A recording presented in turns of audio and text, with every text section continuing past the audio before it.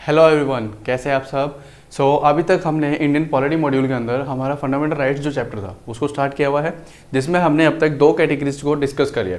सबसे पहली कैटेगरी कौन सी थी? राइट टू इक्वालिटी, क्लियर, जिसमें हमने 5 आर्टिकल्स को डिस्कस किया था, जिसमें आर्टिकल 14 से लेके 18 तक। उसके बाद नेक्स्ट कैटेगरी आती है राइट टू फ्रीडम, जिसमें हमने आर्टिकल नंबर 19 से लेके 22 डिस्कस किया था। अब आज जो है third category, that is right against exploitation, शोषण के विरुद्ध अधिकार, जिसमें 2 ही आर्टिकल हैं, 23 और 24। इसको पढ़ेंगे। उसके बाद फिर एक आता है उसके नाम next category, right to freedom of religion, यानी धर्म की स्वतंत्रता। इसमें हम बेसिकली अगेन 25 से लेकर 28 4 आर्टिकल्स को देखेंगे। फिर लास्ट में एक बचेगा जिसमें अगेन 29 और 30 2 ही आर्टिकल हैं, that is cultural and educational rights of minorities, clear. और उसके बाद में फिर एक लास्ट बचेगा रिट्स से रिलेटेड, और फिर हमारा जो है ये चैप्टर जो है कंप्लीट हो जाएगा, क्लियर। तो आज ये एक लेक्चर और लगेगा, जिसमें मैं आपके फंडामेंटल राइट्स कंप्लीट करवा दूंगा।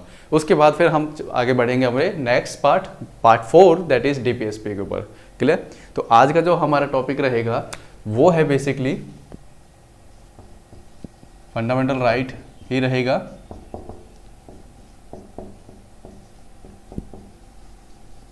क्लियर। फंडामेंटल राइट्स के अंदर हम पढ़ेंगे, डिस्कस करेंगे, किसको हम करेंगे, आर्टिकल नंबर 23 को। आर्टिकल नंबर 23 ये कैटेगरी कौन सी है, मैं लिख देता हूं यहां पे, राइट अगेंस्ट एक्सप्लॉयटेशन।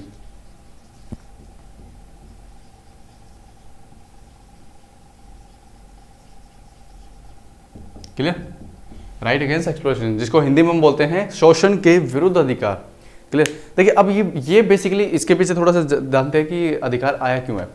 देखिए आपको पता है ब्रिटिशर्स जब रूल करते थे इंडिया के अंदर, तो वो क्या करते थे, जो दबे कुचले लोग होते थे, क्लियर, जिनके पास कोई नॉलेज नहीं होती थी, पढ़े लिखे नहीं होते थे, तो वो क्या करते थे, उनको गुलाम बनाते थे, ठीक है, जिसको स्लेवरी बोलते हैं। यहाँ से दूसरे देशों में लेके जाते थे, या फिर इंडिया के अंदर भी क्या करते थे, उनको इतना मतलब प्रताड़ित करते थे कि बेसिक नीड्स भी कंप्लीट ना उनके, और वो हमेशा के लिए क्या करें, ब्रिटिशर्स के गुलाम में बने रहे।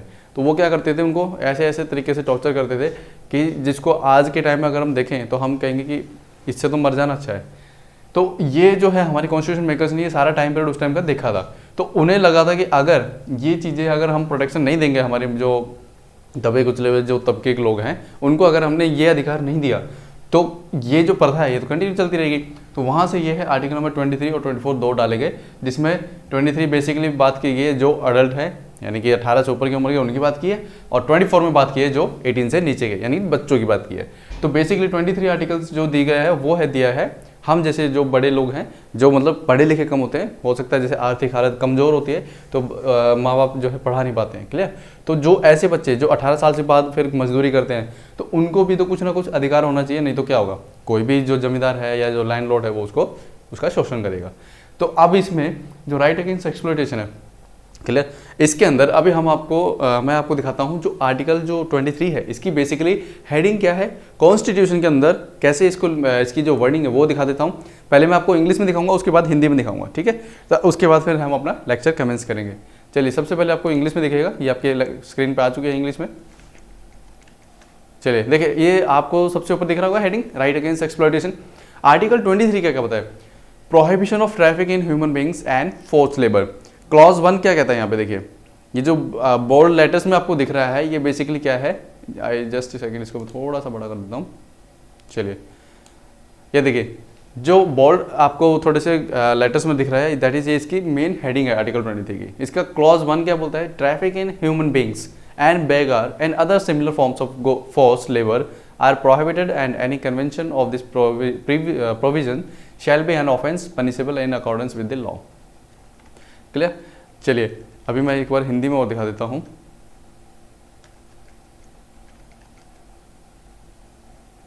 हिंदी में नहीं आया यहाँ पे, अभी आ जाएगा।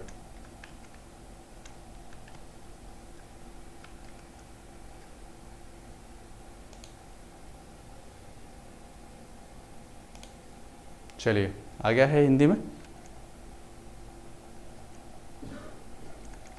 हिंदी में देखिए, शोषण के विरुद्ध अधिकार, अनुच्छेद नंबर 23 मानव के दुर्व्यापार और बल आश्रम का प्रतिषेध। इसमें जो इसका वो है क्लॉज 1, इसको आप पढ़ लीजिए। क्लियर, पॉज करके आराम से पढ़ लेना। उसके बाद ये नेक्स्ट इसका कंप्लीट दिखा देता हूँ मैं आपको। ये है इसका कंप्लीट लाइन यहाँ पे। चलिए अब मैं आपको दिखाता हूँ दोबारा से इंग्लिश में।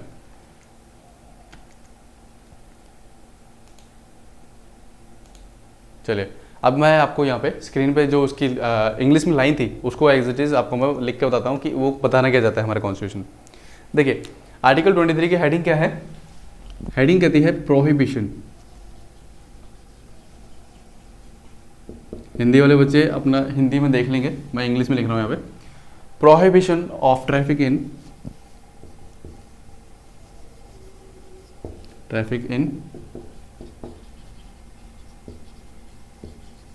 human beings and forced labor।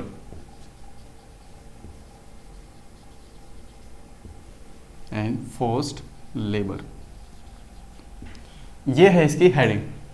Clear, prohibition of traffic in human beings and force labour, ये है इसकी हेडिंग आर्टिकल नंबर 23 अनुच्छेद 23 की। इसके अंदर जो क्लॉज 1 है, क्लियर, इसमें जो कीवर्ड्स यूज हुए हैं मैं सिर्फ वो लिख रहा हूँ, पूरे क्लॉज नहीं लिखूंगा यहाँ पे। जैसे यहाँ पे सबसे पहले क्लॉज जो आया है टर्म वो आई है ट्रैफिक इन ह्यूमन बींग्स।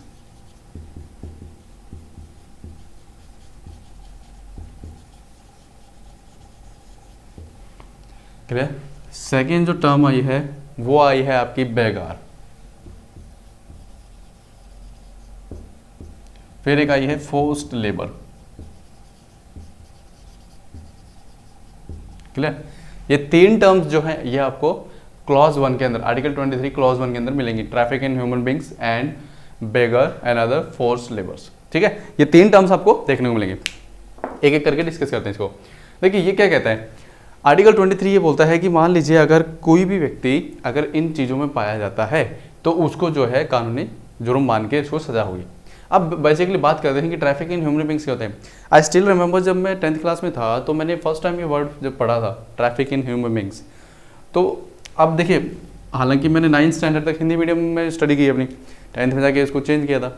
फिर क्योंकि 11th 12th में मुझे क्या करना था, साइंस से पढ़ना था, तो उस टाइम साइंस जो थी इंग्लिश में ही होती थी, हिंदी में नहीं होती थी। क्लियर, राजस्थान जैसे स्टेट को छोड़ के, क्योंकि मैं पंजाब में था उस टाइम। तो अब देखिए यहाँ पे क्या होता है ट्रैफिक इन ह्यूमन बींग्स। अब मैं क्या करता था, इंग्लिश को जैसे लिखा ना उसको एज इट इज मतलब ट्रैफिक इन ह्यूमन बींग्स, इंसान के अंदर ट्रैफिक। तो मैं सोचता था कि ह्यूमन बींग्स तो ट्रैफिक के अंदर होते हैं, चलो मैं मानता हूँ, लेकिन ये समझ में नहीं आता। तो मैं क्या करता था, चीज़ों को रट लेता था। क्लियर, तो अभी बहुत से ऐसे बच्चे होंगे जो मतलब हिंदी मीडियम से इंग्लिश मीडियम में स्विच करते हैं, या फिर हिंदी मीडियम के होते हैं लेकिन इंग्लिश में कई बार समझने की कोशिश करते हैं, तो वो चीज़ों को एज इट इज़ कन्वर्ट करके सोचते हैं कि इसका मतलब क्या बन रहा है। क्लियर, तो एक चीज़ याद रखना, इंग्लिश ऐसे नहीं है कि जैसे उसको लिखा जाता है वो उसको वैसे ही कन्वर्ट करो। हिंदी है जैसे आप बोलते हैं आप वैसे ही उसको लिखते हैं, लेकिन इंग्लिश में ऐसा नहीं है, आप बोलेंगे कुछ और लिखेंगे उसमें उसको उसका सेंस कुछ और हो जाएगा। क्लियर, तो यहाँ पे आता है ट्रैफिक इन ह्यूमन बींग्स। इसका मतलब क्या है, इसमें आपको 3 चीज़ें याद रखनी है। नंबर 1, आप जो है ना sale and buying and selling करते हैं ना, वो नहीं करेंगे आप।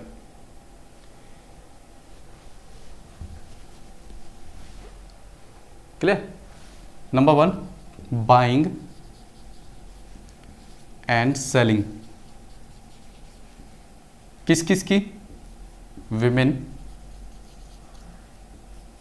मैन और चिल्ड्रन।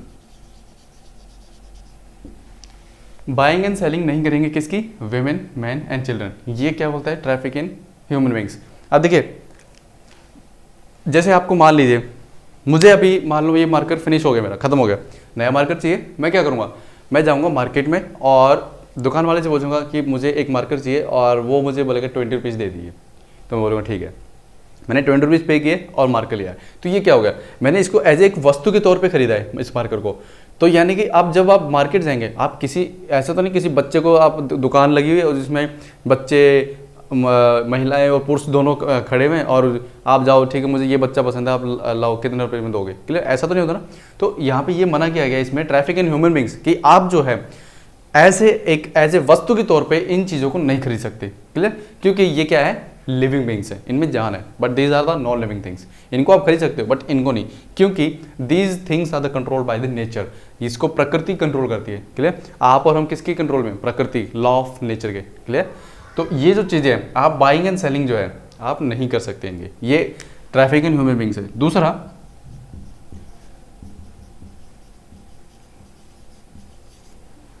इमोरल ट्रैफिकिंग नहीं करेंगे, क्लियर, इमोरल ट्रैफिकिंग। अब ये क्या होता है इमोरल ट्रैफिकिंग किसकी, अगेन यहाँ पे दो ही चीज़ों की बात हुई है, वुमेन एंड चिल्ड्रन, मैन की बात नहीं हुई है क्योंकि मैन को कोई करता भी नहीं है।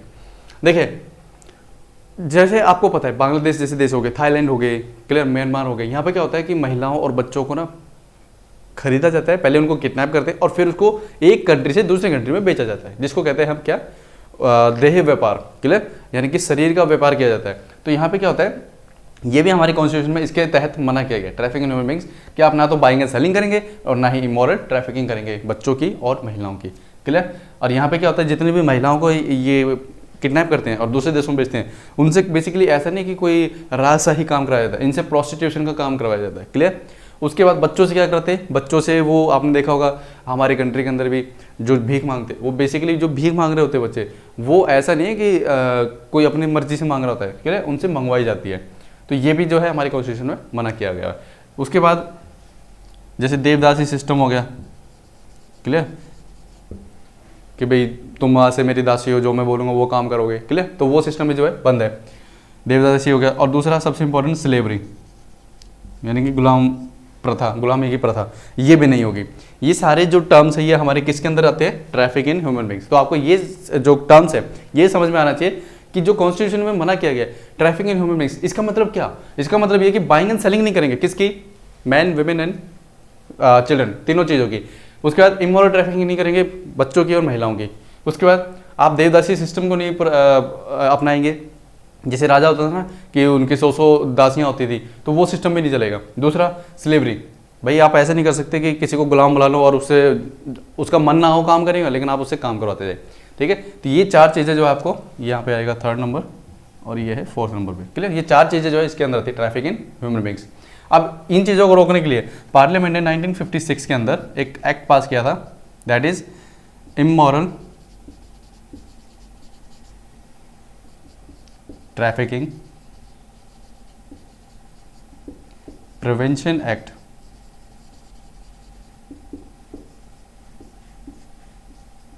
1956, क्लियर। तो ऐसा नहीं है कि हमारे देश में कानून नहीं, कानून है, लेकिन बात आती है कि जब उसको इम्प्लीमेंट करते हैं, इम्प्लीमेंटेशन में हम जो है मार खा जाते हैं, क्लियर।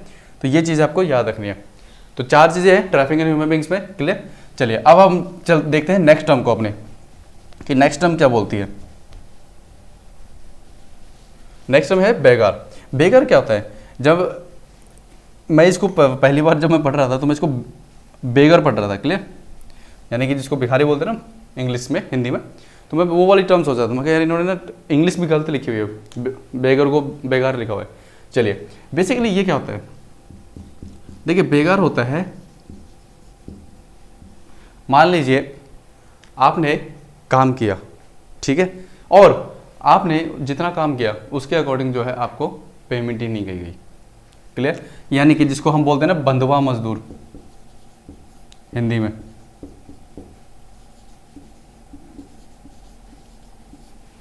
क्लियर, बंधुआ मजदूर जिसको बोलते हैं वो होता है बेसिकली बेकार।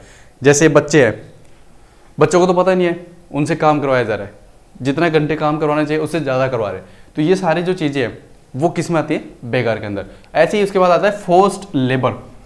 ये जो है फोर्स्ड लेबर, इसका मतलब क्या होता है, नाम से पता चला फोर्स्ड, यानी कि कोई आपको मजबूर करे, किसके लिए, मजदूरी के लिए। अब इसमें फोर्स जो है ज़रूरी नहीं है कि वो फिजिकली फोर्स हो, यानी कि शारीरिक रूप से आपसे कोई जोर जबरदस्ती करवा रहा हो, क्लियर, या मेंटली आपसे कोई करवा रहा हो, नहीं, इसमें आपको इकोनॉमिकली भी फोर्स किया जाता है, इकोनॉमिकली। अब इकोनॉमिकली कैसे वो भी देखते हैं। देखिए फोर्स लेबर क्या होता है, जैसे फॉर एग्जांपल आपको ये पता है किसी महिला का अगर पति मर गया है, क्लियर, और उसके 2 बच्चे हैं, तो उनका पालन पोषण तो करना है, तो वो क्या करेंगे, उसको ईंटों के भट्ठे हो गए या जितने वैसे अलग अलग छोटे छोटे काम होते हैं, अनऑर्गेनाइज जिसको बोलते हैं हम, ठीक है, असंगठित क्षेत्रों में, तो वो क्या करेंगे, उसको बोलेंगे ठीक है हम आपको 6,000 8,000 रुपये दे देंगे और आपको यहाँ काम करना पड़ेगा।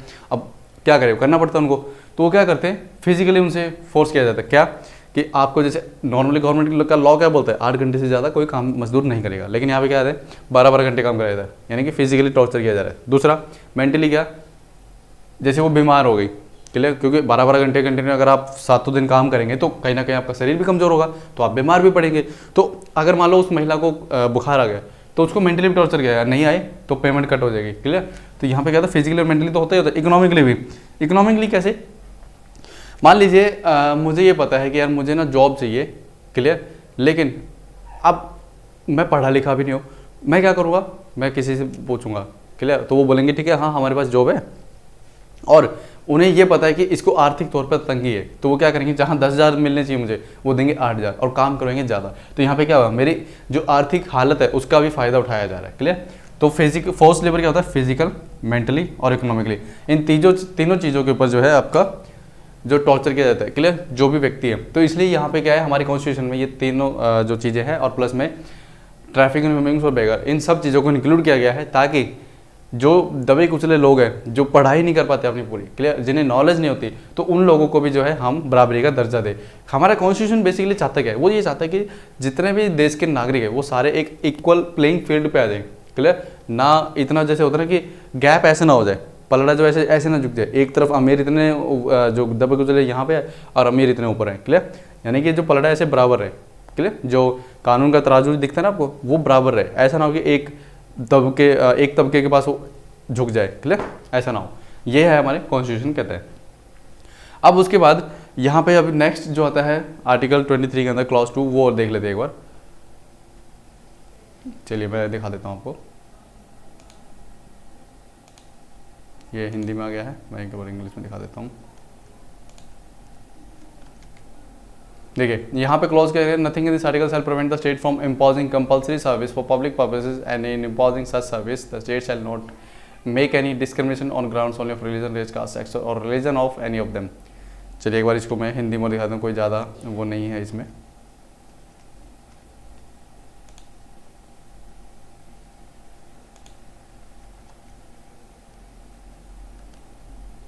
देखिए हिंदी में यहाँ लिखा हुआ है, इस अनुच्छेद की कोई बात राज्य को सार्वजनिक प्रयोजन के लिए अनिवार्य सेवा आदि आरोपित करने से निवारित नहीं करेगी, क्लियर। पॉज करके आप पढ़ लेना आराम से। चलिए मैं एक बार यहाँ पे आ जाता हूँ स्क्रीन पे। देखिए इसमें बेसिकली जो क्लॉज 2 है, आर्टिकल नंबर 23 क्लॉज 2, ये बेसिकली क्या बोलते हैं, देखिए यहाँ बोला गया है, जैसे मैंने आपको बोला था ना, अब तक जितने हमने अनुच्छेद पढ़े हैं, आर्टिकल्स पढ़े हैं फंडामेंटल राइट्स के अंदर, उसमें क्या था कि जो आर्टिकल 14 से 18 थे उसमें क्या था, रीजनेबल रेस्ट्रिक्शंस थे, क्लियर, यानी कि मान लो आपको इकट्ठे होने की, ग्रुप बनाने की आज़ादी है, लेकिन रीजनेबल रेस्ट्रिक्शन क्या, जैसे integrity of the territory of the country, clear, दूसरा मॉरल, उसके बाद पब्लिक ऑर्डर, ये सारे क्या थे, रेस्ट्रिक्शंस थे, इनके ऊपर जो है स्टेट आपका अथॉरिटी लगा सकती है। अच्छा उसके बाद हमने पढ़ा था 19 से 22, उसमें क्या था, जैसे कि कुछ ऐसे थे कि सिविल लॉ में एप्लीकेबल होंगे लेकिन क्रिमिनल में नहीं होंगे, ठीक है, तो उस पर भी क्या थे, कुछ रेस्ट्रिक्शंस थे। अब जो ये वाला आर्टिकल आता है 23, अब ऐसा तो नहीं कि भी ये भी बिना रेस्ट्रिक्शन को, इसमें रेस्ट्रिक्शन ये बोली गई है जो स्टेट है, यानी कि जो गवर्नमेंट है, स्टेट, क्लियर। अब आर्टिकल नंबर 12 बेसिकली स्टेट की डेफिनेशन बताता है, इसलिए मैंने उसको थोड़ा सा उस लेक्चर को काफ़ी डिटेल में करवाया था आपको। तो जो स्टेट है ये बेसिकली क्या बोलता है, अब यहाँ पे स्टेट जब मैं बोल रहा हूँ तो अगर आपने उस लेक्चर को देखा है तो आपके माइंड में क्लिक हो जाए स्टेट क्या क्या इंक्लूड होगा इसमें, क्लियर। तो जो स्टेट है अगर वो चाहे कंपल्सरी सर्विसेज जो है, क्लियर, कंपल्सरी सर्विसेज जो है अगर वो चाहे तो उनके अंदर किसी भी व्यक्ति को एडमिट कर सकता है, क्लियर। यहाँ पे कोई व्यक्ति मना नहीं करेगा कि नहीं मुझे इसमें काम नहीं करना। अब कंपल्सरी सर्विसेज क्या क्या होते हैं, फॉर एग्जांपल जैसे मिलिट्री, एयरफोर्स, नेवी, यानी डिफेंस फोर्सेज जितने भी आपके, पैरामिलिट्री फोर्सेज, ये सारी किसमें आती है, कंपल्सरी सर्विसेज में। दूसरा डॉक्टर, क्लियर, इमरजेंसी के अंदर, जैसे अभी कोरोना जो है टाइम पीरियड लास्ट ईयर से जो स्टार्ट हुआ है, तो इसके अंदर क्या है, डॉक्टर्स की, नर्सेज की रिक्वायरमेंट है। तो जो स्टेट है वो चाहे तो किसी को भी जिसने भी MBBS वगैरह कर रखी है और वो प्राइवेट सेक्टर में या फिर मान लो नहीं करते हैं अभी काम, कुछ और कर रहे हैं, क्लियर, बिजनेस कर रहे हैं, तो उनको भी बोल सकते हैं कि आपको जो कंपलसरी अभी इस फील्ड में आना पड़ेगा कुछ टाइम के लिए। और यहाँ पे गवर्नमेंट इस चीज़ के लिए भी बाध्य नहीं है कि वो सैलरी दे आपको, ये याद रखना। सपोज कीजिए इंडिया और चाइना का वॉर हुआ या इंडिया पाकिस्तान का किसी भी साथ वॉर हुआ और हमारे सोल्जर्स जो हैं और चाहिए हमें, तो गवर्नमेंट ने जो है खुली भर्ती निकाल दी कि भाई जिसको आना है आ जाओ, और हम सब भाग लिए आर्मी में भर्ती होने के लिए। क्लियर, क्योंकि देखिए बहुत बड़ा क्रेज़ होता है हमारे इंडियन आर्मी के लिए।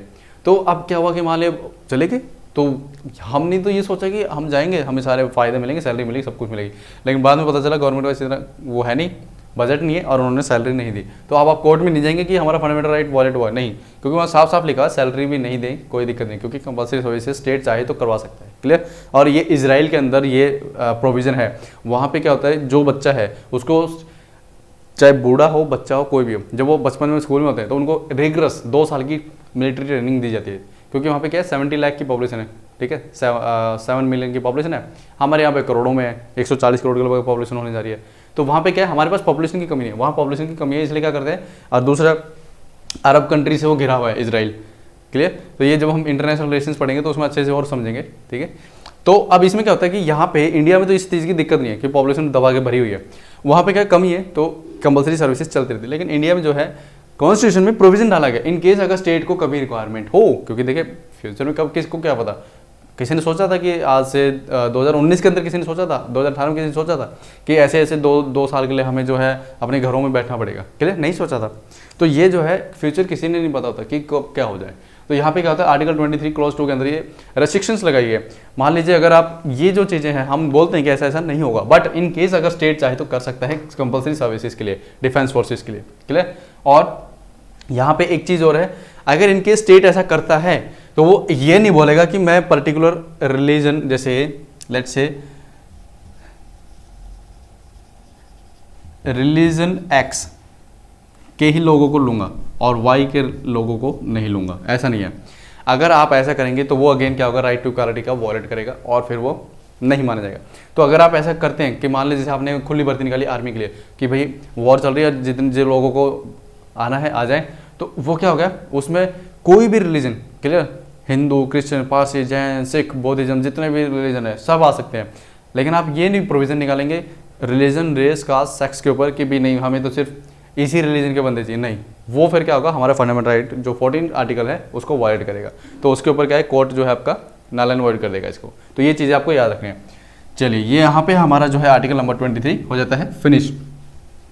उसके बाद आर्टिकल नंबर 24 आता है। आर्टिकल 24 मैंने आपको जैसे बेसिकली बताया था वो किससे रिलेटेड करता है, बच्चों से रिलेटेड है, क्लियर। 23 है हमारा अडल्ट से, जो 18 साल से ऊपर हो गए बट वो कम पढ़े लिखे लेकिन और वो मजदूरी करते हैं, तो वो सुरक्षा देता है किनको, जो लेबर क्लास है उनको। अब बात आती है जो बेसिकली बच्चे हैं, बच्चे तो बच्चे हैं, उनको क्या पता है क्या सही है और क्या गलत, क्लियर। उनको तो जैसा सिखाया जाएगा, जैसा बताया जाएगा उनके लिए तो वही सही है। हमारे साथ भी तो ये होता था, क्लियर, शक्तिमान देखते थे, ठीक है, तो शक्तिमान में क्या होता था, शक्तिमान जो बताता था वही हम सब कुछ सच मानते थे कि अच्छा ऐसा भी होता है, क्लियर। हालांकि कुछ चीज़ें वो सही भी बताते थे, लेकिन कुछ चीज़ें ऐसी होती थी जो जस्ट थोड़ा से एंटरटेनमेंट के लिए बताते थे। तो चलिए, आर्टिकल नंबर 24, आर्टिकल 24 बेसिकली जो है इसकी मैं आपको एक बार दिखा देता हूँ, इसकी वर्डिंग क्या है।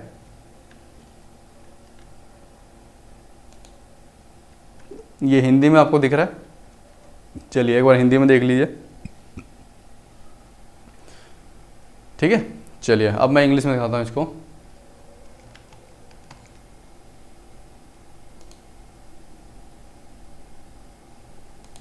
ये आ गया है आपकी स्क्रीन पे।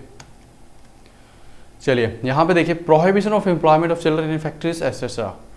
No child below the age of 14 years shall be employed to work in any factory और माइन और engaged in any other hazardous employment.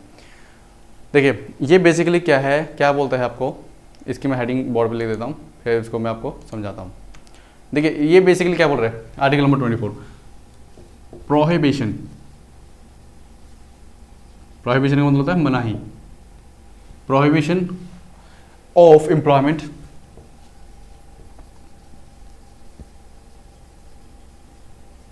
ठीक है। प्रोहिबिशन किसका, चिल्ड्रन का, prohibition of employment of children in factories और आदि चीज़ें जितनी भी है, फैक्ट्रीज हो गया, रेलवे की माइंस हो गई, क्लियर, गवर्नमेंट की जो माइंस होगी, फैक्ट्रीज होगी, एट्सेट्रा। अब देखिए जो ये प्रोविजन है आर्टिकल नंबर 24 के अंदर, ये मैंने आपको हिंदी और इंग्लिश दोनों में दिखा दिया। चलिए अब इसमें हम डिस्कस करते हैं ये बोलना क्या चाहता है। देखिए जो आर्टिकल नंबर 23 है not 23, 24, prohibition of employment of children in factories etcetera. ये बेसिकली क्या बोलते हैं, इसमें भी बोला गया है कि जैसे 14 साल तक के जितने भी बच्चे हैं उससे नीचे, यानी कि 14 साल से नीचे के जो बच्चे हैं, आप उनसे कोई भी ऐसा काम नहीं करवाएंगे जो हजार्डस हो, जैसे कि रेलवे फैक्ट्री के अंदर, माइंस के अंदर, कोयले की खदानों के अंदर काम, ठीक है, आप नहीं करवाएंगे। क्लियर। उसके बाद इसमें पर यह नहीं बोला गया है कि जो इनोसेंट वर्क है, इनोसेंट वर्क वो अगर बच्चे करते हैं तो उसकी मनाही नहीं है। अभी इनोसेंट वर्क क्या होता है, जैसे आपने देखा टीवी सीरियल्स, मूवीज के अंदर छोटे बच्चे एक बाल कलाकार होते हैं, तो वो काम करते हैं। तो आप तो बोले कि सर आपने बोला कि एम्प्लॉयमेंट नहीं कर सकते, लेकिन उसमें तो करते हैं, वो काम करते हैं, लेकिन वो इनोसेंट वर्क में आता है। क्लियर। आप देखना जो बच्चे से काम कराया था, ऐसा नहीं कोई स्टंट वाला यहाँ से बाइक से उतरा और वो दूसरी बाइक पे कूदा, ठीक है, वो स्टंट वंट वाला काम नहीं करवाते उनसे। जस्ट सिंपल जो काम होता है बोलने का और सिर्फ इधर उधर स्कूल जाने का, कि बच्चा स्कूल जा रहा है उसके, मतलब वो रोल जो है ना वो करवाते हैं उससे। तो ये क्या है, इनोसेंट हार्मलेस वर्क है, तो ये तो करवा सकते हो। लेकिन बेसिकली जैसे खदानों में काम करवाते हैं, ठीक है, उनको ये नहीं पता होता कब हमें खाना खाना है, कब सोना है, बस काम कर रहे बेचारे, उनकी जो मेंटली है वो वीक होते जा रहे हैं। तो ऐसे जो टास्क है आप वो नहीं करवा सकते हैं, ये साफ साफ मना किया गया। इसके बाद इसमें एक इंपॉर्टेंट एक्ट जो आता है वो आता है हमारा चाइल्ड लेबर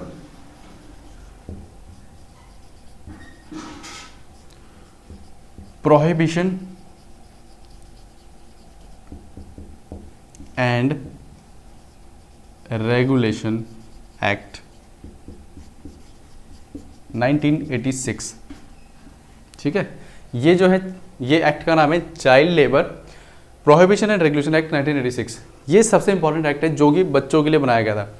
क्लियर। अब यहां पे जो है 1996 के अंदर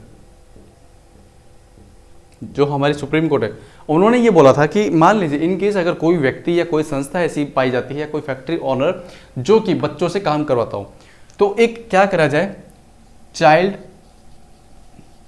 चिल्ड्रन फंड बनाया जाए। क्लियर। और ये चिल्ड्रन फंड क्या करेगा, इसके अंदर मान लीजिए जो ओनर, जो फैक्ट्री का ओनर है, जो काम करवा रहा है बच्चों से, उस पर फाइन लगाया जाएगा। मान लो उसकी फैक्ट्री के अंदर अगर 10 बच्चे मिले, 10 चिल्ड्रन क्या मिले, काम करते हुए पाए गए। क्लियर। तो प्रत्येक बच्चे से 20,000 रुपीज़ लिया जाएगा, ठीक है। तो अगर 10 बच्चे हैं तो कितना हो गया, ऑब्वियस 2 लाख। तो 2 लाख रुपए जो है इस फंड में, चिल्ड्रन फंड में डाला जाएगा इस ऑनर के द्वारा, और वो किसके लिए यूज होगा, बच्चों की भलाई के लिए, ठीक है, ताकि वो आगे और अच्छे से काम कर सके। तो यहाँ पे जो है अब एक चिल्ड्रन प्रोटेक्शन के लिए वो भी है, बोर्ड भी है जो बच्चों के राइट्स के रिलेटेड काम करता है। क्लियर। तो ये जो है अब हमारे जो कॉन्स्टिट्यूशन मेकर्स है उन्होंने देख लिया, एक एक तबके का ये ध्यान रखा है। पहले दबे कुचलों का भी, जो सारे बराबर है उनके लिए भी, धर्म के तौर पे भी, अभी हम रिलीजन के बारे में भी पढ़ेंगे थोड़ी देर में। उसके बाद में बच्चों से रिलेटेड भी हर एक को ये इंक्लूड किया है। फिर उसके बाद जो वृद्ध व्यक्ति हैं, जो बुजुर्ग हैं, उनका भी ध्यान रखा गया है। क्लियर। तो ऐसा नहीं है कि जो हमारा संविधान है सिर्फ एक पर्टिकुलर एक सेक्शन के ऊपर फोकस कर रहा है, नहीं, ऐसा नहीं है, सबको मिला करके एक साथ लेके चल रहा है। यही रीज़न है कि 70 ईयर्स होने के बावजूद भी हमारा जो कॉन्स्टिट्यूशन है बिल्कुल बिना रुके चल रहा है आज तक। नहीं तो पाकिस्तान देख सकते हैं आप कि आई थिंक 3 बार उनका कॉन्स्टिट्यूशन बन चुका है, लेकिन आज भी उनका कोई वो नहीं है। क्लियर। उसके बाद जैसे आपका ये देख लीजिए, और बहुत सी कंट्रियाँ हैं, कुछ मुस्लिम्स कंट्री हैं, ठीक है। तो इनमें क्या होता है कि जो कॉन्स्टिट्यूशन बनता है वहाँ पे क्या होता है, वो सिर्फ एक तबके की तरफ ध्यान देते हैं, फोकस करते हैं। तो उससे होता क्या है, हमारी कंट्री में कितनी हिट्रोजेनिटी है, ठीक है। जिससे होता क्या है, मान लो एक तो धर्म के तौर पे, लैंग्वेज के तौर पे, पहनावे के तौर पे, कल्चर, ट्रेडिशन, सब कुछ, एवं पूजा करने का जो तरीका है, रिचुअल जो है वो भी सारे डिफरेंट है।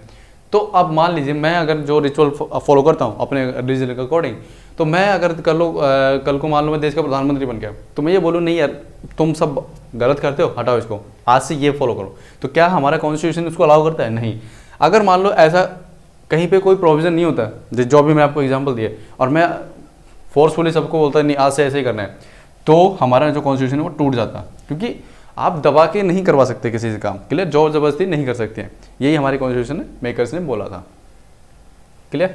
तो ये आपको याद रखना है कि बच्चों से आपको काम नहीं करवाना है, चाहे आप ऑनर हैं।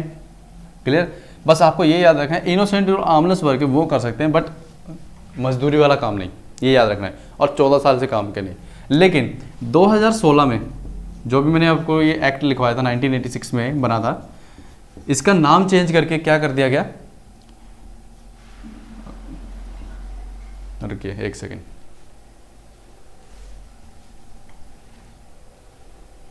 यहां पे इसका नाम कर दिया, पहले क्या था चाइल्ड लेबर था ना ओनली, अब इसका नाम हो गया चाइल्ड एंड अडोलसेंट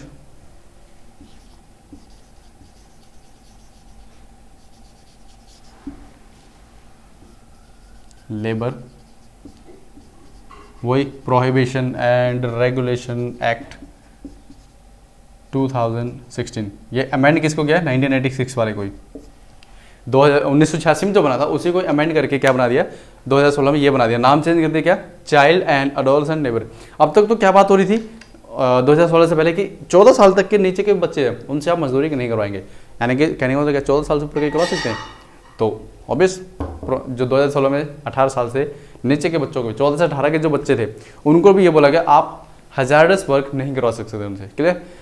तो अब यहाँ पे बात आती है कि यहाँ पे अगर मान लो कोई पाया जाता है तो मैंने आपको बता दिया है फाइन लगेगा काफ़ी बड़े वाला। अब 2006 के अंदर, ईयर 2006 के अंदर जो हमारी गवर्नमेंट ऑफ इंडिया है उस टाइम पे जो थी, क्लियर, जब मैं गवर्नमेंट ऑफ इंडिया बोलता हूँ आपको ये याद रखना है कि government of India means government of India, party ध्यान में नहीं लेकर आना कि कौन सी पार्टी की बात कर रहा हूँ, क्लियर। होता है क्या कि हमारी कंट्री में जो पॉलिटिक्स है हम उसमें बहुत ज़्यादा इंटरेस्ट लेते हैं, क्लियर। तो पॉलिटिक्स में इंटरेस्ट ठीक है जिसको है अच्छी बात है, बट आपको ये याद रखना स्टडी के तौर पर अगर गवर्नमेंट ऑफ इंडिया बोल रहा हूँ तो कोई भी पार्टी की गवर्नमेंट हो तो आपको गवर्नमेंट ऑफ इंडिया यानी कि वो गवर्नमेंट ऑफ इंडिया उस टाइम जो भी थी। अब यहाँ पे क्या होता है उन्होंने ये बोला कि जो भी होटल ढाबाज, ठीक है, और जैसे छोटी छोटी चाय की दुकानों पे जो बच्चे काम करते हैं आज से वो भी नहीं करेंगे। दूसरा उसके बाद ये भी मना कर दिया जो होम सर्वेंट के तौर पे, क्लियर, हेल्पर के तौर पे काम करते थे बच्चे वो भी नहीं करेंगे। ये 2006 में हमारी काउंसिल ने साफ साफ बोल दिया गया, क्लियर। तो यहाँ पे जो है बस इसमें और कुछ नहीं है, आपको इतना पता होना चाहिए लॉ कौन से है 1986 में बना था, उसका नाम चेंज करके 2016 में क्या कर दिया गया अडोलसेंट और ऐड कर दिया उसमें, यानी अब 14 से 18 साल तक के बच्चे भी जो है वो भी आप हजारडस वर्क नहीं करवा सकते हैं। उसके बाद में यहाँ पे जो फाइन जो है, ठीक है, और 2006 में जो है सारे जो है काम बंद करवा दिए गए, लेकिन एक चीज़ याद रखना हार्मलेस और इनोसेंट वर्क वो कर सकते हैं।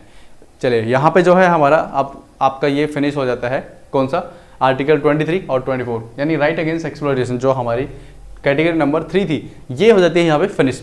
अब आती है फोर्थ कैटेगरी, एक बार मैं इसको इरेज कर लेता हूँ। अब हमारी आती है next category that is right to freedom of religion, काफ़ी इंपॉर्टेंट है, क्लियर, और इसको अच्छे से समझना है हमें कि हमारा कॉन्स्टिट्यूशन क्या बोलता है।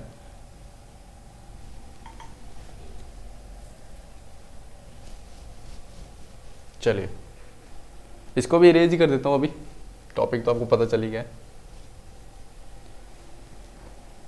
तो अब हम डिस्कस करेंगे category number 4 that is right to freedom of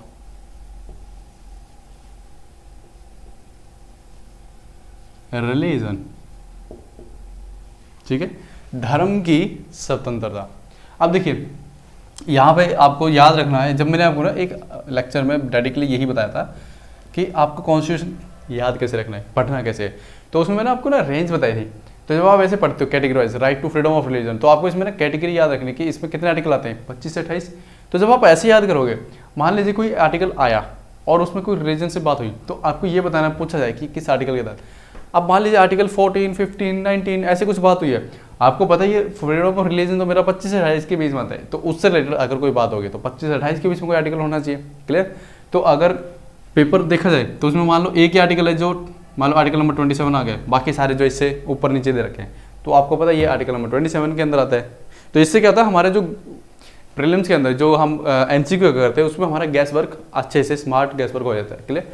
तो चीज़ों को देखो, हर एक चीज़ को हम नहीं याद रख सकते, क्लियर, हमारी कुछ लिमिटेशंस होती हैं, लेकिन याद ऐसा भी नहीं कि हर चीज़ को रख भी नहीं सकते, याद रख सकते हैं लेकिन कुछ पैटर्न्स बना करके, क्लियर, सीक्वेंस बना करके। तो यहाँ पे आपको ऐसे याद रख लो 25 से 28 क्या है हमारा right to freedom of religion. अब एक एक आर्टिकल को हम डिस्कस करेंगे। यहाँ पे आर्टिकल नंबर 25 काफ़ी इंपॉर्टेंट आर्टिकल है ये, ठीक है। चलिए मैं एक बार पहले आपको इस पर स्क्रीन पे दिखाता हूँ, उसके बाद जो है हम इसको फर्दर डिस्कस करेंगे। ये आपको दिख रहा है article number right to freedom of religion. चलिए एक बार इंग्लिश में अब आप देख लीजिए आराम से, ठीक है। तो देखिए right to freedom of religion, article number 25, इसमें क्या बोलता है, freedom of conscience and free profession practice and propagation of religion. तीन चीज़ों को याद रखना है यहाँ पे, फ्रीडम ऑफ कॉन्शियंस, ठीक है, then freedom of free profession, then practice and then propagation. इन चार चीज़ों को आपको याद रखना है। ये क्या बोलते हैं आप देखिए, क्लॉज 1 क्या बोलता है इसका, subject to public order, morality and health and to the other provision of this part, all persons are equally entitled to freedom of conscience and the right freely to profess, practice and propagate religion। देखिए यहाँ पे अब क्या है, आपको इन चीज़ों के अलावा अब क्या क्या मैं बताता हूँ। क्या होता है कि कॉन्स्टिट्यूशन जब हम पढ़ते हैं ना, हमें एकदम से वो समझ में नहीं आता, क्लियर। तो क्या होता है कि फिर हम धीरे धीरे सोचते हैं कि ये कहना क्या जाता है। तो अभी मैं इसको बिल्कुल सिंपल लैंग्वेज में आपको समझाऊंगा। एक बार अब ये देख लीजिए पहले। अब देखिए, Nothing in this article shall affect the operation of any, ये second clause पढ़ रहा हूँ मैं, nothing in this article shall affect the operation of any existing law or prevent the state from making any law, regulate or restricting any economic, financial, political or other secular activity which may be associated with religious practice, clear, providing for social welfare and reform or the throwing open of Hindu religious institutions of public character to all classes and sections of Hindus। Explanation 1 पढ़ते हैं, क्या बोलता है देखिए, the wearing and carrying of kirpans shall be deemed to be included in the profession of the Sikh religion। Explanation 2 in sub clause B of clause 2, यानी clause 2 ये था और इसका sub clause B ये कहता है, यहाँ पे बोला गया है कि the reference of Hindu shall be constructed as including reference to persons professing the Sikh, Jain, Buddhist religion and reference to Hindu religious institutions shall be considered accordingly। चलिए अब एक बार हिंदी में दिखाता हूँ बच्चों को, ताकि हिंदी बच्चे जो हैं हमारे वो भी अच्छे से समझे चीज़ों को। चलिए आर्टिकल 25 आपको दिख रहा होगा हिंदी में। चलिए अब इसको आप पॉज करके पढ़ लेना, इसके अंदर स्पष्टीकरण 1 और 2 इसको और आप पढ़ लीजिए आराम से पॉज करके। चलिए अब हम आगे बढ़ते हैं अपने बोर्ड के ऊपर। चलिए देखिए बेसिकली जो हमारा ये है क्या बोलता है आर्टिकल नंबर 24, इसमें 4 चीज़ें आपको याद रखनी है। नंबर 1, जैसे इसमें क्या बोला गया था, right to freedom of religion के अंदर आर्टिकल 25 क्या बोलता है, फ्रीडम ऑफ आपको कॉन्शियंस होगी, देन फ्रीडम ऑफ प्रोफेशन की होगी, ठीक है, प्रोफेस करने की, दूसरा freedom of practice, then freedom of propagation. अब एक एक चीज़ देखते हैं, फ्रीडम ऑफ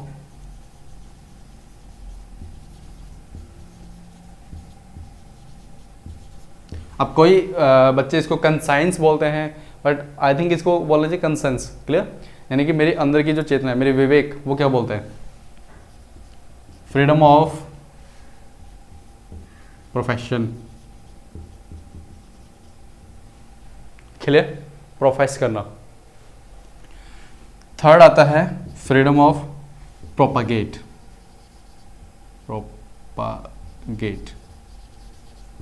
फिर फोर्थ नंबर पे आता है फ्रीडम ऑफ कंसेंस हो गया, प्रोफेशन हो गया, प्रोपागेट हो गया, और एक कौन सा रह गया हमारा, हाँ, प्रैक्टिस। ठीक है, अब देखिए यहां पे इनको समझते कि बोले क्या जाते हैं, आर्टिकल 25 में यही बोला गया बेसिकली, और कुछ नहीं है। यहां पे ये बोला गया फ्रीडम ऑफ कॉन्शियस। अगर किसी व्यक्ति के पास, मान लीजिए मैं मान लो अगर धर्म में किसी रिलीजन में बिलीव करता हूं तो मेरी मर्जी है, मेरी वो ऐसा मेरा मानना है। अगर नहीं करता हूं, मैं नास्तिक हूं, तो वो भी मेरा मत है, कोई मुझे उसमें मेरे इसमें इंटरफेरेंस नहीं करेगा। अब देखिए फ्रीडम ऑफ कॉन्शियस क्या बोलते हैं, मान लीजिए जैसे हम हिंदू रिलीजन में क्या करते हैं, अलग अलग डेटीज़ को पूजते हैं, ठीक है, जैसे कोई लॉर्ड शिवा को पूजता है, कोई लॉर्ड कृष्णा को पूजता है, ठीक है, भगवान कृष्ण जी को, कोई शिव जी को, कोई गणपति बप्पा को, ऐसे जब है। अब ये क्या होता है, मेरा और भगवान के प्रति जो संबंध है वो मैं एस्टेब्लिश कर सकता हूँ जैसे चाहूँ, चाहे तो मैं मिट्टी की एक मूर्ति बना करके भगवान को उससे पूज सकता हूँ। तो इसमें क्या होता है, ये मेरी कॉन्शियस है, यानी मेरी खुद की चेतना है, मेरा विवेक है जो बोलता है कि मुझे ऐसे पूजना है भगवान को, तो मैं कर सकता हूँ। इसमें आप ये नहीं बोलोगे कि नहीं ये गलत है, आप ऐसे नहीं, आप ये तो धर्म आपका ऐसा वीक है, नहीं आप ऐसा करो, हमारे धर्म में आ जाइए। तो ये सब जो है कॉन्शियस जो है, मेरी जो बोलती है मैं उसको मानूंगा, क्लियर। तो यहाँ पे साफ साफ बोला गया है फ्रीडम ऑफ कॉन्शियस है, मुझे मेरी आज़ादी है। अगर मान लो कोई मुझे ये बोले नहीं आप एक काम करिए, ये भगवान को पूजे, तो वो क्या है, अगर मैं चाहता हूँ नहीं मैं अपने इसी भगवान को पूजूंगा तो मैं कर सकता हूँ, कोई मुझे मना नहीं करेगा, ठीक है। तो फ्रीडम ऑफ कॉन्शियस आपकी ये बोलती है। देन आता है फ्रीडम ऑफ प्रोफेशन, प्रोफेस करना। देखिए आप क्या होता है कि जैसे मान लो जी आप आप अपने धर्म को मानते हैं, ठीक है, आप उसका प्रचार प्रसार करना चाहते हैं, तो हमारी कॉन्स्टिट्यूशन बोला कि आप कर सकते हैं। बट इसमें आप एक चीज़ याद रखना, क्योंकि 1971 में क्या हुआ था, क्रिश्चियंस जो मिशनरी पे केस हुआ था, ठीक है। हालांकि मैं बस आपको थोड़ा सा बता देता हूँ, हुआ क्या था उस टाइम पे, कुछ जो क्रिश्चियंस लोग थे वो क्या था कि इस प्रोविज़न को, यानी फ्रीडम ऑफ प्रोफेशन, प्रचार प्रसार कर सकते हैं, तो वो कहते थे कि ठीक है, जब हम प्रचार प्रसार करते हैं तो इसका मतलब ये कि हम किसी को धर्म परिवर्तन भी कर सकते हैं। तो वो क्या कर रहे थे, मास लेवल पे जो है ना मुस्लिम्स, हिंदूज, इनको क्या कर रहे थे, उनका धर्म चेंज कर रहे थे, क्लियर, रिलीजन चेंज कर रहे थे, क्रिश्चियन से नॉट मुस्लिम से क्रिश्चियन में, हिंदूज को क्रिश्चियन में।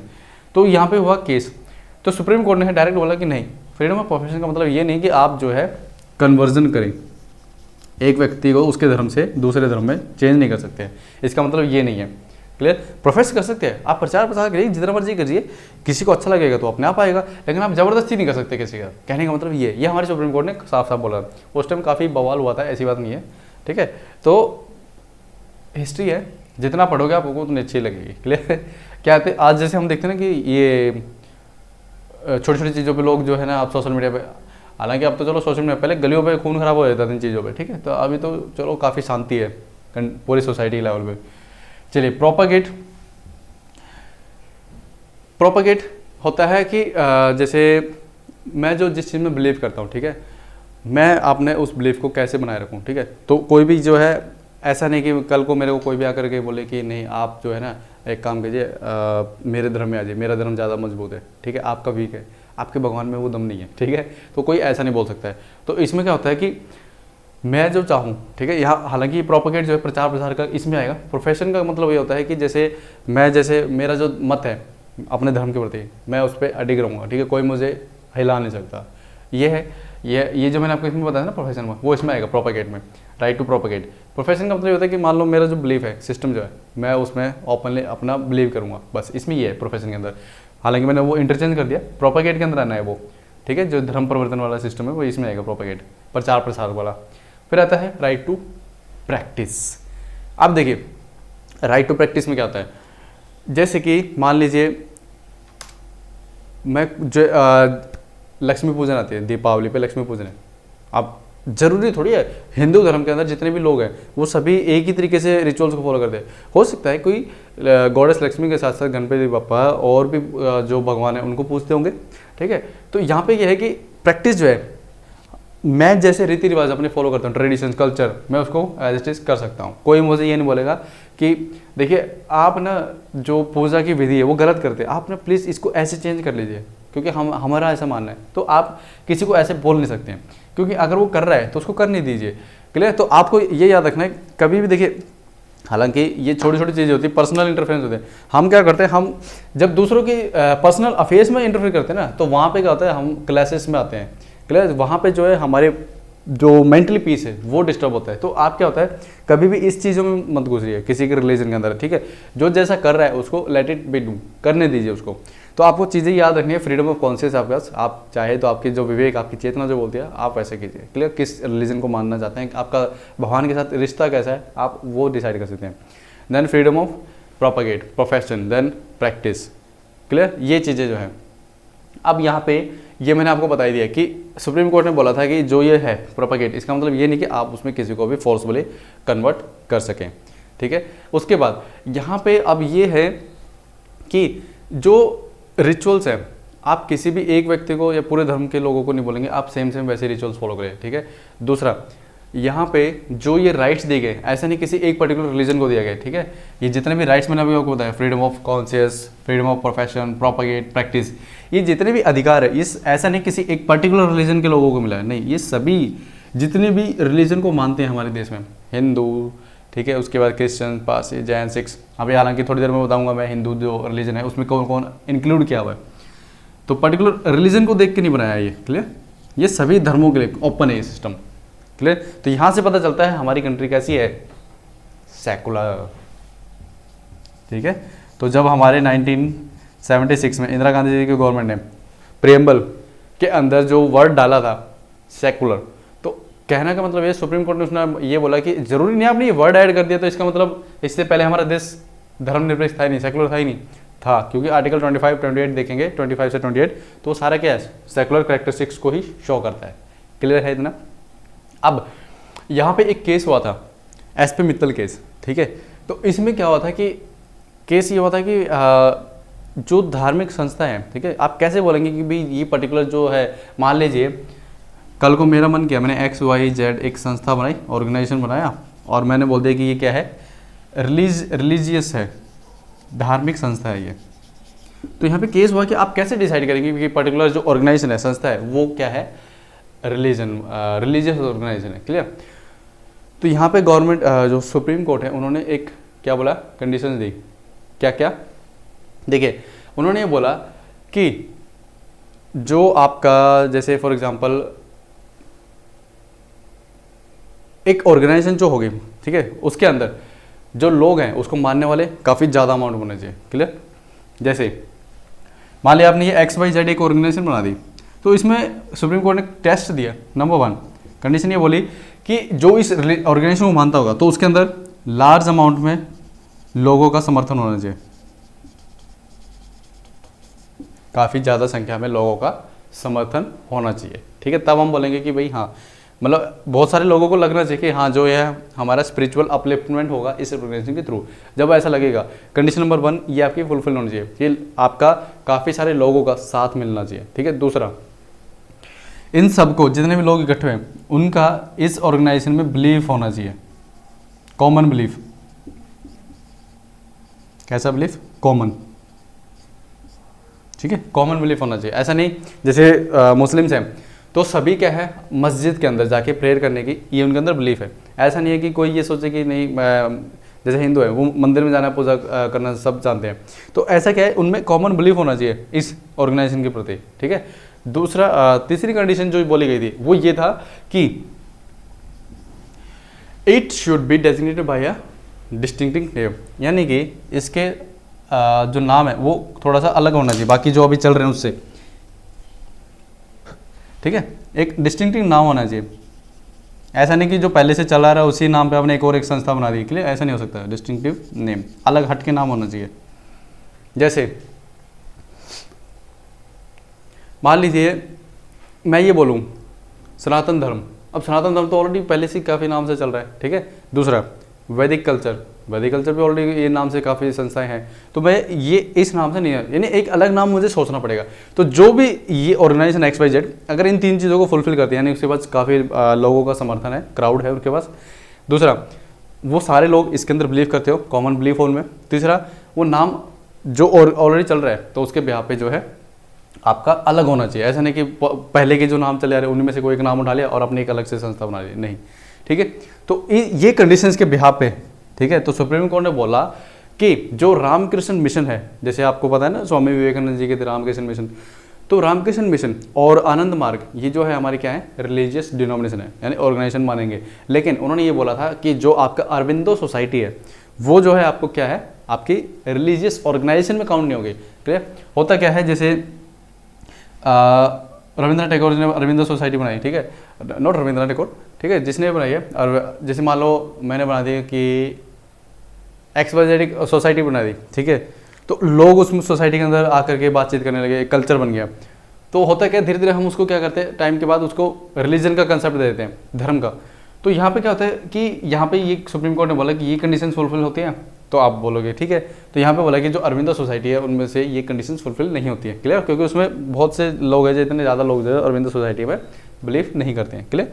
तो यहाँ पे क्या है, रामकृष्ण मिशन और आनंद मार्ग, यहाँ पे क्या बोला, आपकी रिलीजियस डिनोमिनेशन होगी, बाकी जो है आपकी नहीं होगी।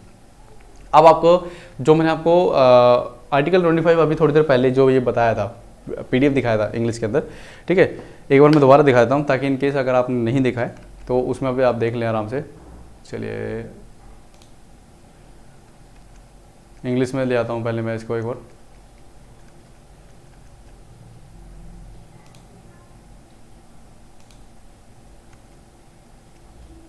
ठीक है, देखिए इसमें क्या बोला गया है, आर्टिकल 25 क्लॉज 2 देखिए, पहले 1 में देख लीजिए, public order, morality, health and, ये क्या है, सारे इस पे क्या है, रेस्ट्रिक्शंस हैं।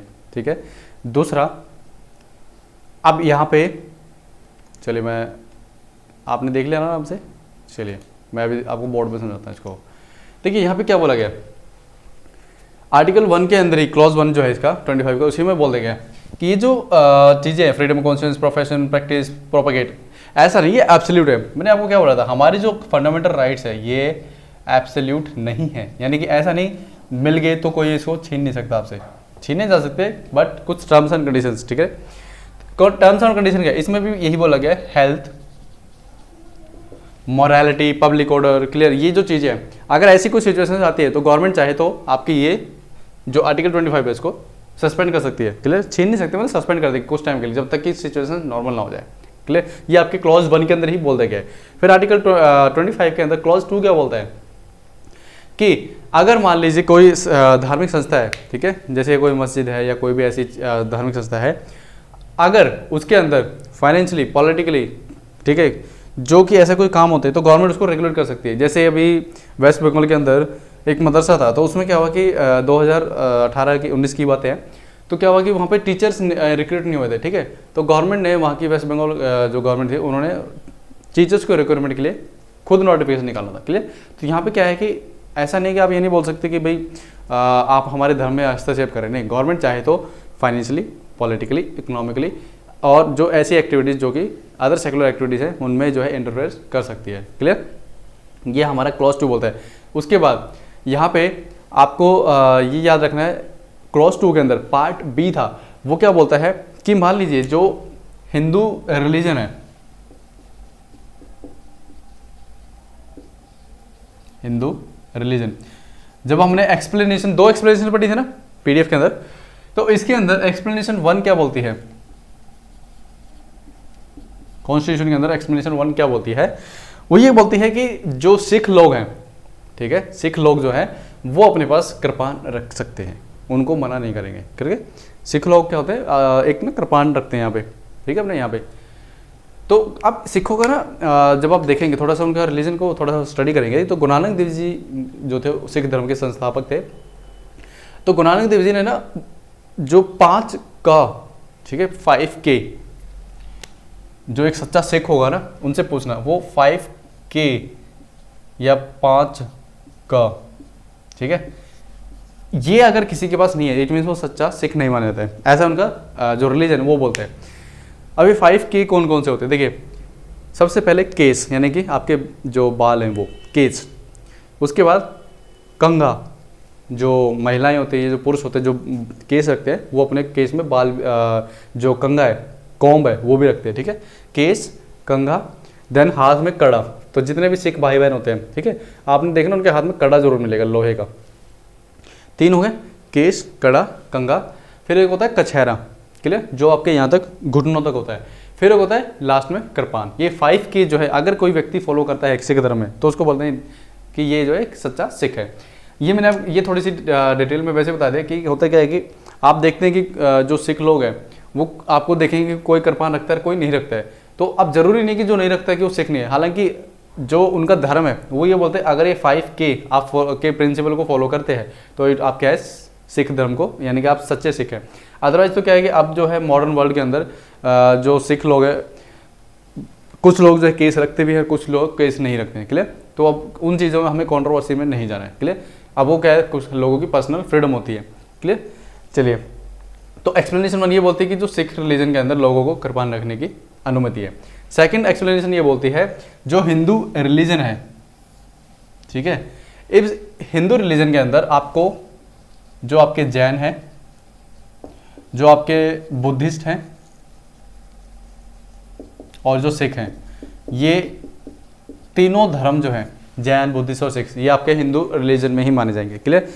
तो इन केस अगर मान लो कोई हिंदू टेम्पल है तो वो जरूरी नहीं है कि इन लोगों के लिए खुला नहीं है, जैन बुद्धिस्ट के लिए। वो जैन और बुद्धिस्ट अगर है या सिख हैं वो चाहें तो हिंदू टेम्पल से उसमें जा सकते हैं। हिंदू जो है सिखों के गुरुद्वारों में जा सकते हैं, क्लियर। जैसे मान लो मैं सिख नहीं हूँ, ठीक है, तो मैं चाहूँ तो गुरुद्वारे में जा सकता हूँ और मैं गया हूँ, काफ़ी अच्छा लगता है मुझे, ठीक है, लंगर छकना बहुत अच्छा लगता है।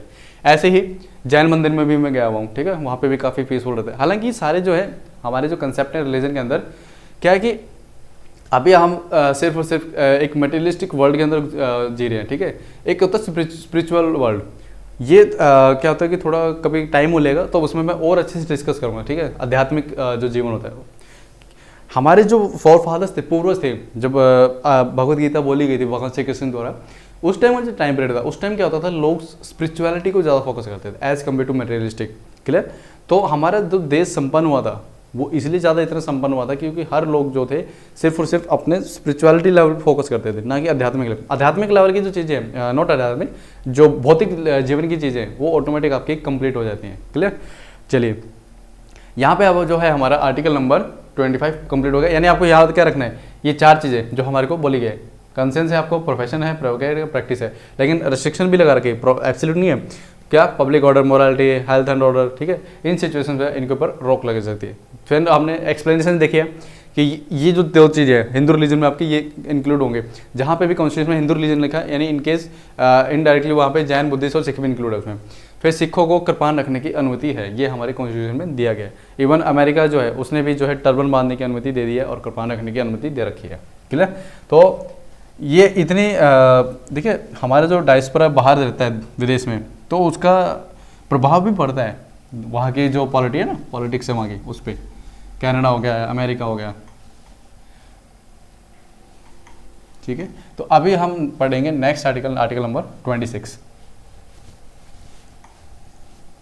आर्टिकल 26 ये क्या बोलते हैं?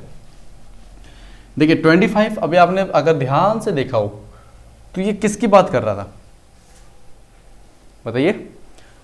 ये बात कर रहा था इंडिविजुअल लोगों की। क्लियर? हम और आप जैसे लोगों की जो पर्टिकुलर एक धर्म में विश्वास करता है। क्लियर? मैं कैसे अपने धर्म को प्रोपेगेट करूं, कैसे उसका प्रचार प्रसार करूं, कैसे मैं अपने धर्म को मानूं, ठीक है। उसके पीछे ऐसा तो नहीं कोई मुझे ज़बरदस्ती ये बोले कि नहीं ऐसा करो, ठीक है। ये सब जो चीज़ें हैं हमें इंडिविजुअली तौर पे हमें आर्टिकल 25 में देखने को मिलता है। अब बात करते हैं 26। 26 जो है बेसिकली ग्रुप राइट्स है, यानी कि कलेक्टिव राइट्स है वो।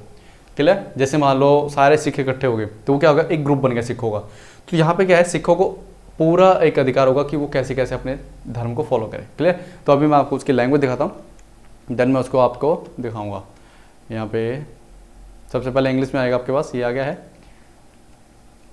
Just a second. हाँ, freedom to manage religious affairs, ये है इसकी डेफिनेशन, नॉट डेफिनेशन, हेडिंग। मैं यहाँ लिख देता हूँ बोर्ड पे, इतने आप इसको पढ़ लीजिए आराम से। Freedom to manage religious affairs.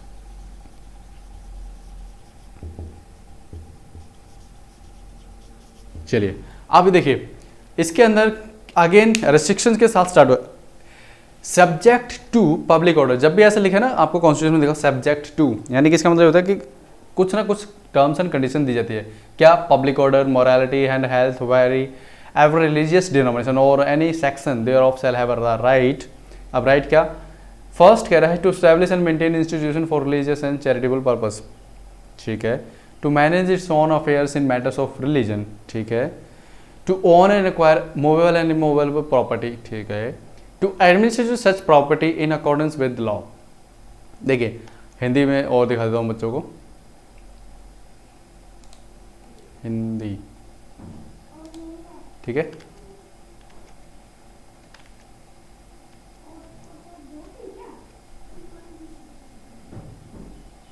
देखिए धार्मिक कार्यों के प्रबंध की स्वतंत्रता, लोक व्यवस्था, सदाचार और स्वास्थ्य के अधीन रहते हुए। अब यहाँ पे ये देखिए 1 2 3 ख, क ख ग और घ, 4 चीज़ें हैं। देख लेता हूँ नीचे, और तो कुछ नहीं है ना, ठीक है, यहीं तक है। ये जो 4 चीज़ें हैं आपको इनके अंदर जो है ध्यान रखना है, ये आपको करने के लिए बोला गया है। आपको लोक व्यवस्था, सदाचार और स्वास्थ्य को ध्यान में रखते हुए, ठीक है, इन पे आपके रेस्ट्रिक्शन लग सकते हैं। अब आप ये कर सकते हैं, पहला धार्मिक और पूर्व प्रयोजन के लिए संस्थाओं की स्थापना और पोषण का। ये आप हिंदी में पॉज करके पढ़ लेना, ठीक है। क्या कि ये मुझे थोड़ा सा वो लगता है पढ़ने में, क्योंकि मुझे हिंदी में मेरे को समझ में खुद ही नहीं आता, ठीक है। चलिए अभी हम इसको समझते हैं कि बोल क्या रहा है ये आर्टिकल। देखिए ये आर्टिकल बेसिकली आपको राइट देता है क्या, आप जो अपना रिलीजियस अफेयर्स है आप कैसे कैसे उसको फॉलो कर सकते हैं। देखिए सबसे पहले ये बोलता है कि आपको अपने इंस्टीट्यूशंस, मंदिर बनाने का, मस्जिद बनाने का, ठीक है, गुरुद्वारे बनाने का पूरा अधिकार है। आप चैरिटी लेके बना सकते हैं, अगर चाहें तो आपके पास पैसे तो खुद भी बना सकते हैं, कोई मनाही नहीं है।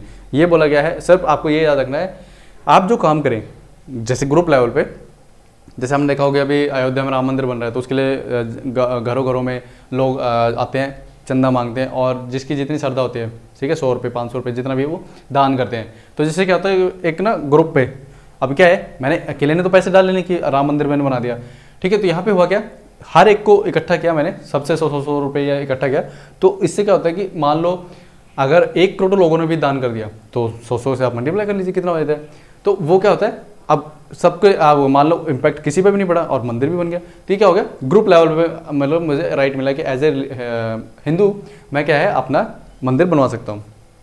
दूसरा, अगर चाहूँ मैं, अगर इतना संपन्न हूँ, बिजनेसमैन हूँ, मेरे पास पैसे हैं, तो मैं अकेला भी मंदिर बना सकता हूँ, ठीक है, और लोगों के लिए ओपन कर सकता हूँ। तो ये क्या है, यहाँ पे बात की गई है, अगर मैं चाहूँ तो अपना रिलीजियस जो चैरिटेबल इंस्टीट्यूशन है उनको खोल सकता हूँ।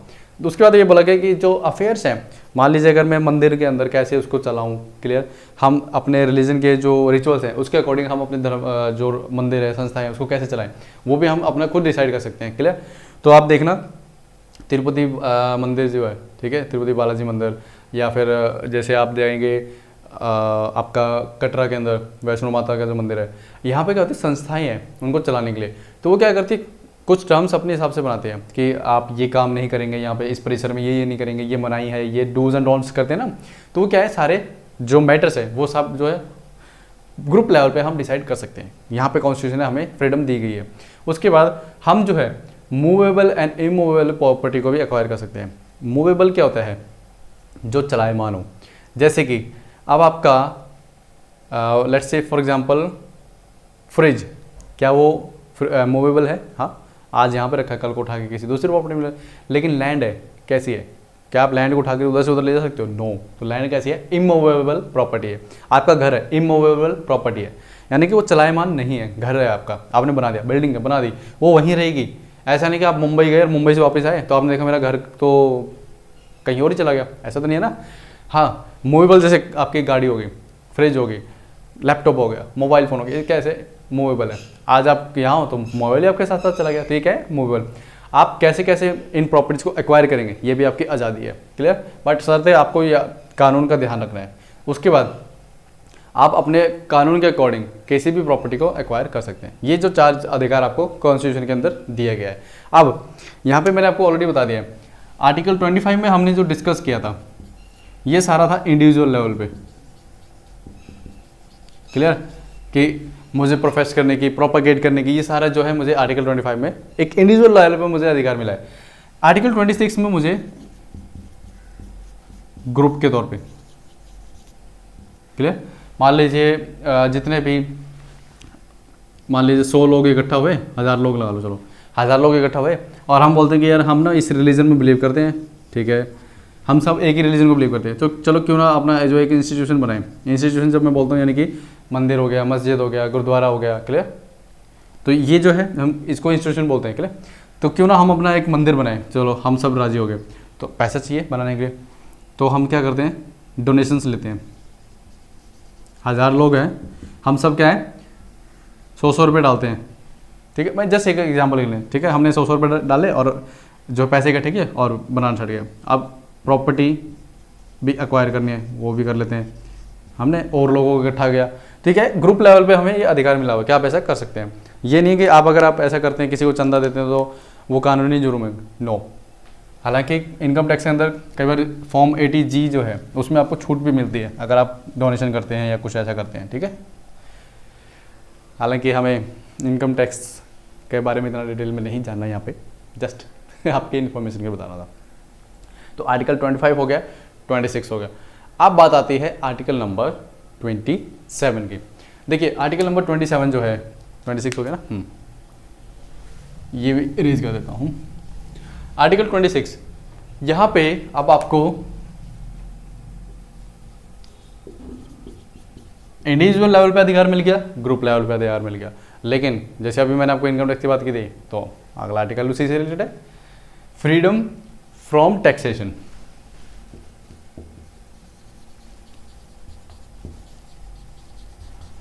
Freedom from taxation. अब टैक्सेशन में छूट किस चीज़ की, फॉर प्रोपागेशन ऑफ रिलीजन।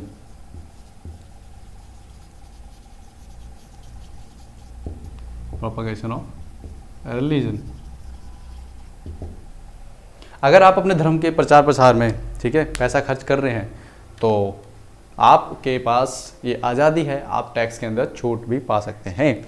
अब इसको हम देखते हैं अपने कॉन्स्टिट्यूशन की जो PDF कॉपी है उसके अंदर, ठीक है। चलिए, कॉन्स्टिट्यूशन की जो कॉपी है वो क्या बोलती है उसको देख लेते हैं एक बार। सबसे पहले मैं आपको दिखाता हूँ इंग्लिश के अंदर।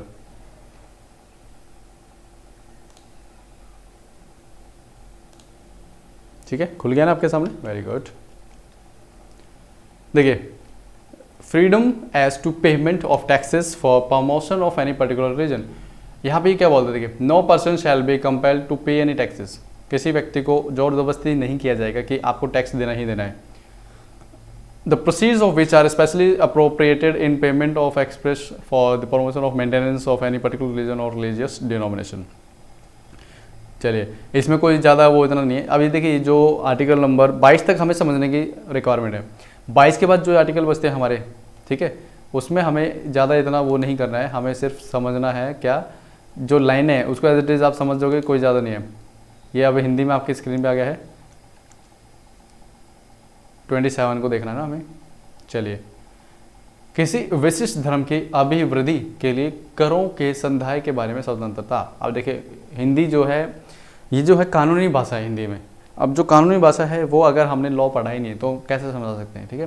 हालांकि इंग्लिश में मैं समझा रहा हूँ आपको, लेकिन हिंदी में मैंने कभी लॉ को पढ़ने की ना तो कोशिश की और ना कभी पढ़ा है, तो मैं आपको हिंदी में नहीं समझा सकता हूँ। आपको सिर्फ टाइम दे सकता हूँ कि आप वीडियो को पॉज करके आराम से पढ़ लीजिए।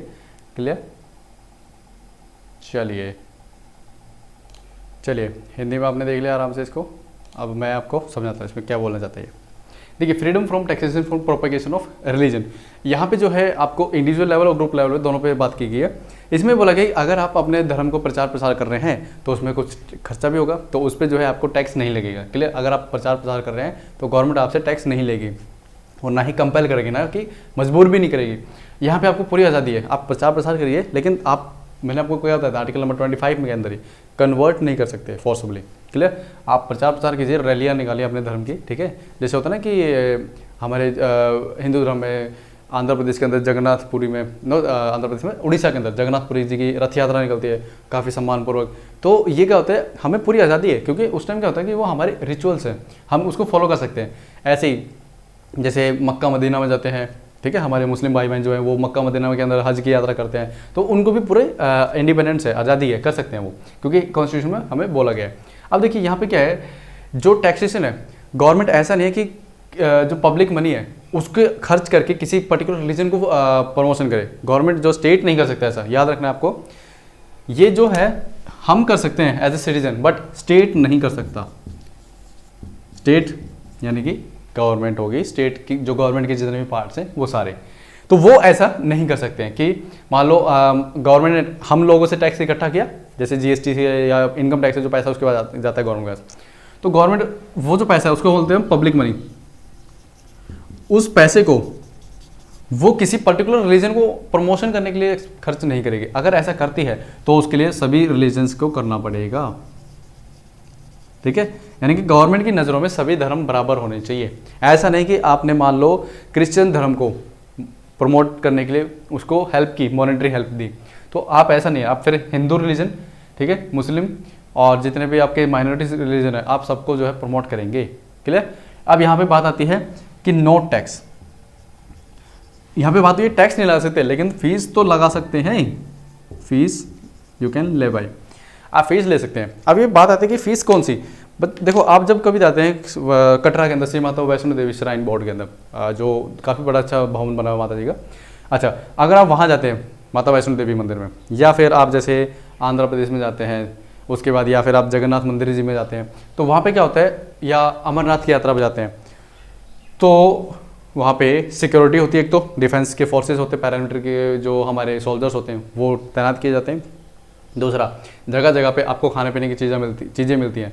तो वो जो सर्विसेज हैं उसके कुछ चार्जेस तो होंगे ना, तो वो चार्जेस लिए जाते हैं फीस के तौर पे, ठीक है।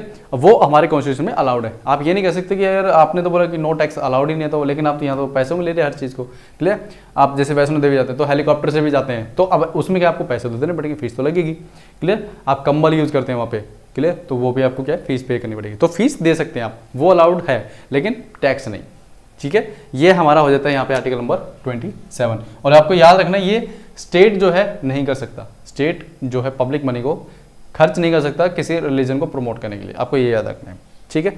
अब बात करते हैं हम आर्टिकल नंबर 28। आर्टिकल 28 पहले मैं आपको दिखाता हूँ आपके स्क्रीन के ऊपर। ये हिंदी में आ गया है, चलो कोई नहीं, इंग्लिश में दिखाता हूँ। ये आ गया है 28 आपके स्क्रीन के ऊपर। देखिए, freedom as to attend at religious instruction or religious worship in certain educational institutions. यहाँ पे क्या बोला गया है, अब आपको जो है, जैसे मान लो मैं हिंदू रिलीजन को फॉलो करता हूँ, ठीक है, और मान लीजिए फॉर एग्जांपल मेरे घर के सामने से कोई सिख जो रिलीजन है गुरुद्वारा के, उसकी कोई साध संगत जो है अपना एक रैली कर रही है, और मुझे जो है ये गुरुद्वारे में कोई लंगर लगा हुआ है, ठीक है, मुझे अच्छा लगता है लंगर करना, तो मैं जा सकता हूँ, ठीक है। कोई भी मेरे को इंस्ट्रक्शंस नहीं देगा कि आपको ऐसा नहीं करना है।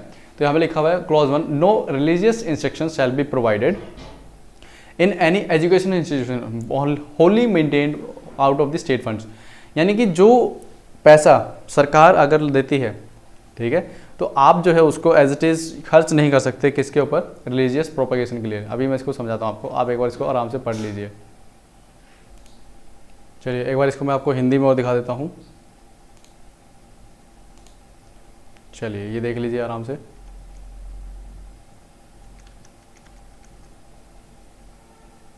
ठीक है, कुछ शिक्षा संस्थाओं में धार्मिक शिक्षा या धार्मिक उपासना में उपस्थित होने के बारे में स्वतंत्रता। आप इसको आराम से पॉज करके पढ़ लेना, ठीक है। अभी मैं आपको समझाता हूँ बोर्ड पे। देखिए, इसमें ये बोला गया है कि जो मैंने अभी आपको एग्जांपल दिया था गुरुद्वारे की, वो टाइम बिंग उसको छोड़ देना। देखिए, इसमें ये बोला गया है कि जो रिलीजियस इंस्टीट्यूशंस है, क्लियर, वहाँ पे मान लो एजुकेशन इंस्टीट्यूशंस है, नॉट रिलीजियस, जो संस्था है पढ़ाई से रिलेटेड, जैसे फॉर एग्जांपल गवर्नमेंट स्कूल है, वहाँ पे आप जो है रिलीजियस इंस्ट्रक्शंस नहीं दे सकते, क्योंकि गवर्नमेंट स्कूल किसके अंडर होते हैं, स्टेट के अंडर। तो यहाँ पे ये बोला गया है जो एजुकेशन इंस्टीट्यूशन स्टेट के कंट्रोल में है, आप वहाँ पे रिलीजियस इंस्ट्रक्शंस नहीं दे सकते, ठीक है। यानी कि धार्मिक जो कहते हैं ना कि नीति निर्देश, वो नहीं दे सकते आप वहाँ पे कि आपको ऐसा करना है, आप इस धर्म को ऐसे बनाइए, ठीक है। तो आप जो है सेकुलर एक्टिविटीज़ रखेंगे। दूसरा ये बोला गया है, अगर मान लीजिए कोई प्राइवेट इंस्टीट्यूशन है, वो आप दे सकते हो। कोई माइनॉरिटीज़ वाला इंस्टीट्यूशन है, अभी हम देखेंगे आर्टिकल नंबर 29-30 के अंदर, उसमें बोला गया अगर आप किसी माइनॉरिटी इंस्टीट्यूशन को रन करते हैं तो आप वहाँ पे अपने धर्म को प्रचार प्रसार कर सकते हैं। बट जो 4 चीज़ें बताई गई हैं, एक तो जो कि गवर्नमेंट के द्वारा अथोराइज्ड हो, क्लियर, एक इंस्टीट्यूशन जो कि गवर्नमेंट के द्वारा अथोराइज्ड हो। दूसरा है जो कि गवर्नमेंट के द्वारा पार्सली एडेड है और पार्सली अनएडेड है। उसके बाद फिर बात होती है कि जो मान लीजिए लेट्स से एग्जांपल, एक तो होता है इंस्टीट्यूशंस, जैसे हम बोलते हैं ना recognise by CBSE, Haryana board, तो ऐसे होता है कि एक इंस्टीट्यूशन जो कि recognise by the state, government के द्वारा रिकॉग्नाइज है। फिर आता है institution receiving aid from the state, government से कोई सहायता प्राप्त कर रहा है। फिर एक होता है कि पूरा गवर्नमेंट के द्वारा मान्यता होता है। मैं यहाँ पे लिख देता हूँ आपको, क्योंकि बोलने में आपको ज़्यादा समझ में नहीं आएगा। पहला क्या कहता है, कंप्लीटली, यहाँ पे मैं किसकी बात कर रहा हूँ, एजुकेशनल इंस्टीट्यूशंस, यानी कि स्कूलों की बात कर रहा हूँ, जो कंप्लीटली किसके द्वारा कंट्रोल में है, completely maintain bye the state.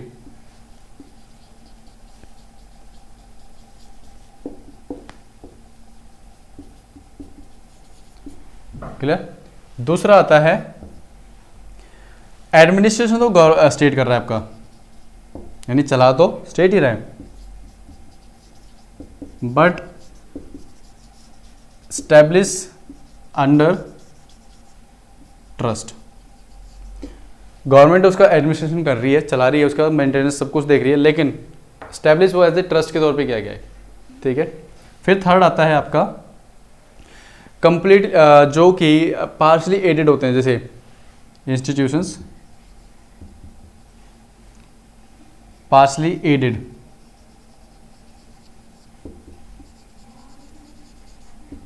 और एक होता है जो कि रिकॉग्नाइज होते हैं स्टेट के द्वारा, बट गवर्नमेंट का इस पर कोई वो नहीं होता, रिकॉग्नाइज बाय स्टेट। देखिए ये चार चीज़ें आपको ध्यान में रखनी है कि किसके अंदर आप इंस्ट्रक्शंस दे सकते हैं, धार्मिक इंस्ट्रक्शंस। क्लियर। देखिए completely maintain by state, no, इसमें नहीं देंगे। इसके अंदर एडमिनिस्ट्रेशन स्टेट करता है बट एस्टेब्लिश किसके द्वारा है, किसी ट्रस्ट के द्वारा। क्लियर। तो यहाँ पे जो है आप दे सकते हैं क्योंकि ट्रस्ट के द्वारा स्थापित किया गया ना, बट स्टेट उसको चला रहा है। क्लियर। तो यहाँ पे दे सकते हैं इंस्टीट्यूशंस पर्टिकुलरली एडेड और recognised by state, partially aided. ठीक है। अब देखिए यहाँ पे वॉलंटरी है, ऐसा नहीं कि कंपलसरी है कि आपको देना ही देना है। ये जो दो है, मान लीजिए जहाँ पे किसी स्कूल को स्टेट के द्वारा मॉनेटरी हेल्प मिलती है लेकिन कंप्लीटली नहीं, थोड़ी सी आधी, या फिर कोई प्राइवेट स्कूल है उसके अंदर उनकी स्वेच्छा होती है, इच्छा, मतलब ऐसा नहीं कि भाई कंपल्सन है कि स्टेट को बोलना ही बोलना है आपको। जैसे वो चाहें तो भगवत गीता के जो चैप्टर्स हैं वो करवा सकते हैं। अब जैसे भगवत गीता के ऊपर क्या होता है कि वो ना एक ये सोचते हैं कि हिंदू रिलीजन का कोई डॉक्यूमेंट है। क्लियर। आप कभी भी देखना, होता क्या है कि हालांकि अभी मैं इस डिटेल में डिबेट में नहीं घुसूंगा, आप कभी भी चाहे किसी भी धर्म को फॉलो करते हो, ठीक है, आप एक बार पढ़ के देखना, उसमें क्या होता है कि बहुत सारे हमारे बड़े बड़े बिजनेसमैन, बड़े बड़े जो साइंटिस्ट हैं, वो खुद भगवत गीता को पढ़ते थे। उससे क्या होता है कि आपके जो चक्षु हैं वो खुल जाते हैं, आपको चीज़ें समझ में आने लगती हैं। ठीक है। तो institution particularly aid, not particularly, partially aided. Clear. जैसे मान लो 50% गवर्नमेंट एड करती है, 50% जो खुद से चलाते हैं, तो उसमें जो है वॉलंटरी है, गवर्नमेंट उनको फोर्स नहीं कर सकते हम 50% आपको दे रहे हैं तो आप अपना धार्मिक जो हिंदू धर्म है उसका प्रचार प्रसार करें या मुस्लिम धर्म उसका प्रचार प्रसार करें। क्लियर। ऐसा नहीं हो सकता। तो आपको ये याद रखना है कि हमारे यहाँ पे अगर ऐसा मना किया है तो यहाँ से पता क्या चलता है, हमारा धर्म जो कॉन्स्टिट्यूशन है, संविधान है, वो कैसा है, सेकुलर नेचर का है। क्लियर।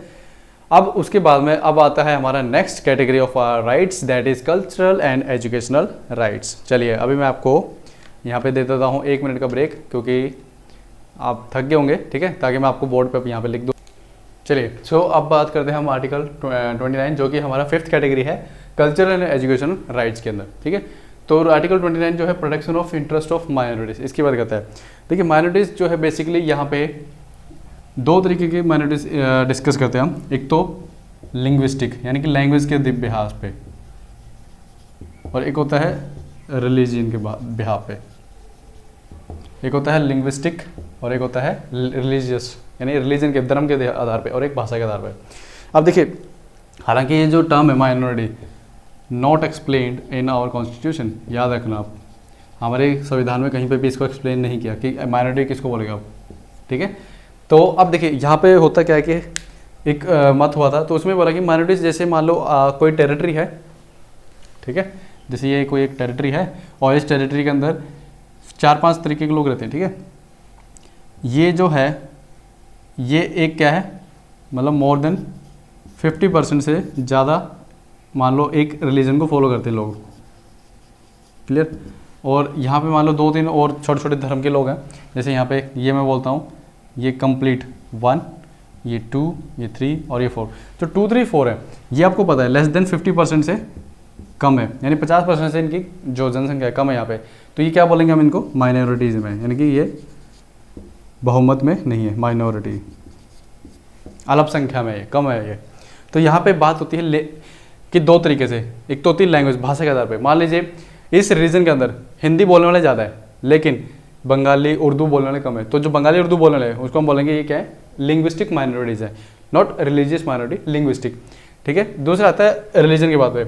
यहाँ पे मान लीजिए हिंदू जो है आपके मेजोरिटी में या मुस्लिम मेजोरिटी में, तो सिख और हिंदू हैं तो वो क्या है आपके यहाँ पे माइनॉरिटीज़ कहलाएंगे धर्म के आधार पे। क्लियर। तो ये दो टर्म्स आपको याद रखनी है, लिंग्विस्टिक और रिलीजन्स, जो हम माइनॉरिटी को डिस्ट्रीब्यूट करते हैं।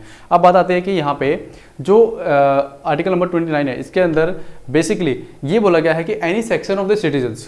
क्लियर। ये आपको टर्म थोड़ा सा ध्यान रखना है, यहाँ पे बात हुई है एनी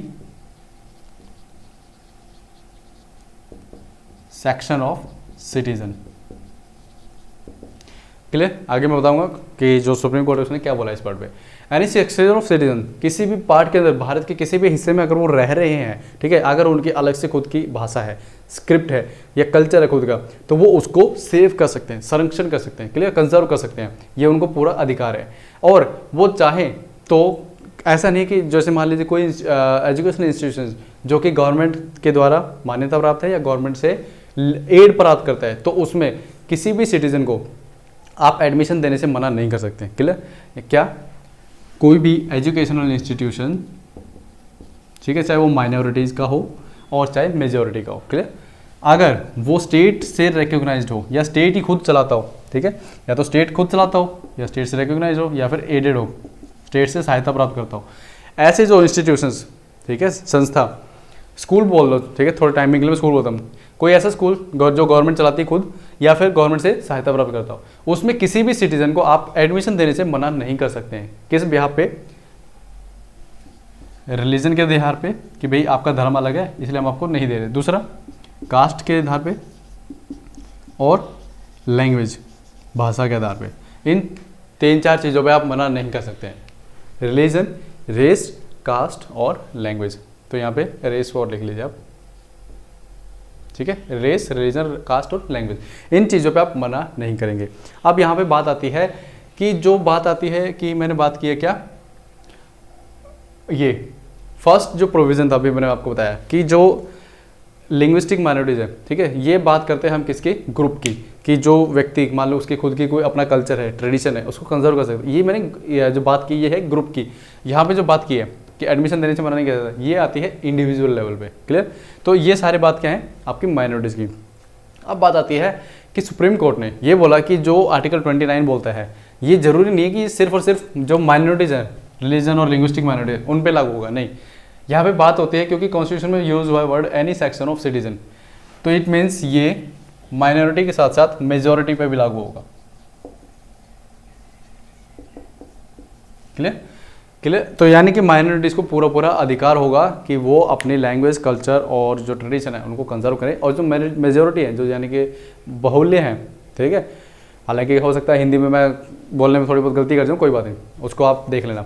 तो उसमें क्या होता है कि अगर मान लीजिए कोई मेजॉरिटी में है किसी जगह पे, तो वो भी अपनी उस लैंग्वेज को और कल्चर को कंजर्व कर सकते हैं। ऐसा नहीं कि आप उनको नहीं मना कर दो कि नहीं आप नहीं कर सकते हो। क्लियर? तो ये चीज़ें आपको ध्यान रखें। तो यहाँ पे हमारा आर्टिकल 29 यहीं पे खत्म हो जाता है। सिर्फ आपने इसमें यह याद रखना है कि यहाँ पे हमने सिर्फ कल्चर, ट्रेडिशन और कस्टम, अगर आपका कोई अलग है, जैसे मान लीजिए हरियाणा के अंदर बेसिकली हिंदू रहते हैं, ठीक है, और वहाँ पे हरियाणवी कोई कल्चर है। अब कोई हरियाणा का व्यक्ति, ठीक है, अगर वो जाता है तमिलनाडु में, तो वहाँ पे क्या है, वो माइनॉरिटीज़ में माना जाएगा, ठीक है, तो वो अपने कल्चर को, ट्रेडिशन जो है उसको कंजर्व कर सकता है, तमिलनाडु में मना सकता है, उसको कोई मनाही नहीं है। ठीक है, ये हमारा आर्टिकल नंबर 29 बोलता है। आर्टिकल नंबर 30 जो है, अभी मैंने 29 की शायद आपको लैंग्वेज नहीं दिखाई है ना कॉन्स्टिट्यूशन के PDF में, चलो अभी दिखा देता हूँ। ये हिंदी में आया है आपके पास, पहले इंग्लिश में दिखा देता हूँ एक बार।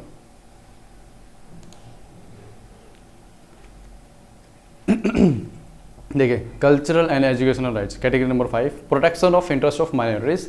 सेक्शन 1 क्या कहता है? Any section of citizens residing in territory of India or any part there of having a distinct language, script or culture of its own shall have the right to conserve the same, जो अभी आपको मैंने बताया। No citizen shall be denied admission into any educational institution maintained bye the state और are receiving aid out of the state funds on grounds only of religion, race, caste, language और any of दम।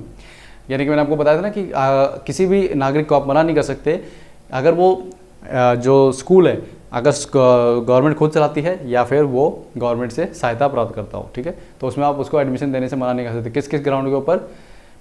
Religion, race, cast और language, या इनमें से किसी एक पे भी। अब बात करते हैं आर्टिकल नंबर 30। पहले उससे पहले मैं एक बार हिंदी मीडियम के बच्चों को और दिखा देता हूँ। हिंदी, ठीक है, चलिए देख लीजिए आराम से आप। संस्कृति और शिक्षा संबंधी अधिकार 29 वाला आप आराम से पॉज करके पढ़ लेना। मैं अभी दिखाता हूँ अभी दोबारा से इसको, आर्टिकल नंबर 30 को। ठीक है, तो अभी हम डिस्कस करेंगे आर्टिकल नंबर 30 को। तो उससे पहले मैं आपको एक बार यहाँ पे इंग्लिश में दिखा देता हूँ दोबारा, ताकि हम डिस्कस करें सीधा अपने आर्टिकल नंबर 30 को। चलिए, नहीं दिखा आपको? अब दिख जाएगा आगे ना। चलिए एक बार इसको देख लेते हैं। Right of minorities to establish an administration educational institutions. All minorities, whether based on religion or language, shall have the right to establish and administration educational institutions of their choice. देखिए यहाँ पे सिर्फ और सिर्फ माइनॉरिटीज़ की बात हुई है, ऑल माइनॉरिटीज़, क्लियर। जैसे आर्टिकल 29 में क्या था, एनी सेक्शन ऑफ सिटीजन लिखा ना यहाँ पे, तो सुप्रीम कोर्ट में बोला कि यहाँ पे माइनॉरिटी के साथ मेजोरिटी भी इंक्लूड होगी, लेकिन 29 के बाद 30 जो आता है इसमें सिर्फ और सिर्फ माइनॉरिटीज़ की बात हुई है, याद रखना आपको, ठीक है। वाइदर बेस्ड ऑन रिलीजन और language shall have the right to establish admission education institutions of their choice. अपनी मर्जी के अकॉर्डिंग वो कोई भी संस्था खोल सकते हैं, अपनी धार्मिक संस्था नहीं कर रहा मैं, जो एजुकेशन इंस्टीट्यूशन उसकी बात कर रहा हूँ।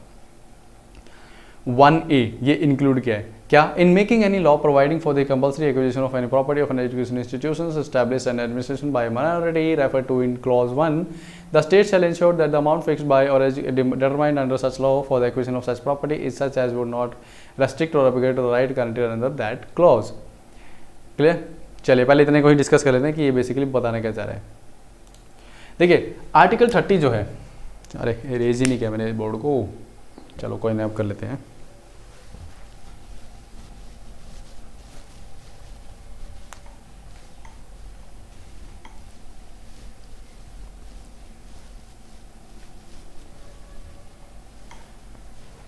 देखिए आर्टिकल 30 जो है हमारा, ये बेसिकली ये बोलता है कि जो आपके माइनॉरिटीज़ है उनको अधिकार है वो अपना एजुकेशनल इंस्टीट्यूशंस जो चाहे जिस चॉइस का वो खोल सकते हैं। क्लियर। एजुकेशनल इंस्टीट्यूशन अभी मैंने आपको पीडीएफ में दिखाया। देखिए इसमें बोला कि जो माइनॉरिटीज़ है, ऑल माइनॉरिटीज़, यहाँ पे वर्ड आया था ऑल माइनॉरिटीज़, ठीक है। ऑल माइनॉरिटीज़ का मतलब क्या है, जैसे आर्टिकल 29 में हमने क्या पढ़ा था, एनी सेक्शन ऑफ सिटीजन लिखा था, लेकिन यहाँ पे बात हो रही है ऑल माइनॉरिटीज़। सिर्फ और सिर्फ वो लोग जो कि माइनॉरिटीज़ में आते हैं, सिर्फ वो ही अपनी मर्जी का अकॉर्डिंग कोई भी अपना एजुकेशनल इंस्टीट्यूशंस खोल सकते हैं। अब माइनॉरिटीज़ में क्या बताया था, अगर उनका कल्चर, लैंग्वेज और रिलीजन इस मामले में वो माइनॉरिटीज़ में है, पॉपुलेशन में कम है उस एरिया के अंदर, वो कंजर्व कर सकते हैं। दूसरा यहाँ पे बात आती है कि माइनॉरिटीज़ जो है आप कैसे मानोगे उसको, ठीक है। देखिए जो माइनॉरिटीज़ है, लेट्स से पहले डिबेट हुई थी कॉन्स्टिट्यूशन जब असेंबली थी उसके अंदर, कि मान लीजिए ये हमारा भारत है, ठीक है, और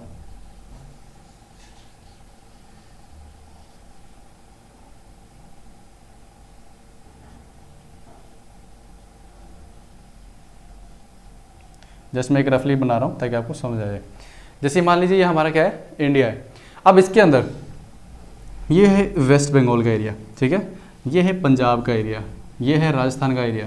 अब देखिए मान लो वेस्ट बंगाल के अंदर आपके मुस्लिम मेजॉरिटी में, जस्ट एक एग्जांपल के लिए समझाने के लिए बता रहा हूँ, और हिंदू जो है आपके माइनॉरिटीज में, यानी कि पॉपुलेशन में कम है। यहाँ पे यहाँ बात करता हूँ मैं,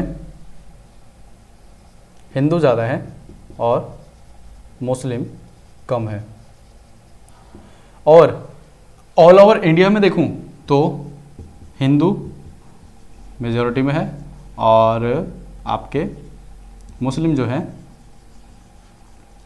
माइनॉरिटीज़ में है, ठीक है। 3 कंडीशन दी है मैंने आपको, एक जगह पे मुस्लिम मेजॉरिटी में है, यहाँ पे मुस्लिम मेजॉरिटी में है, ये माइनॉरिटीज़ में है, यहाँ पे हिंदू मेजॉरिटी में है और मुस्लिम माइनॉरिटीज़ में है, ठीक है। और यहाँ पे हिंदू, ये मैं बात कर रहा हूँ कंप्लीट इंडिया की बात कर रहा हूँ, मेजॉरिटी में है हिंदू और मुस्लिम है माइनॉरिटीज़ में।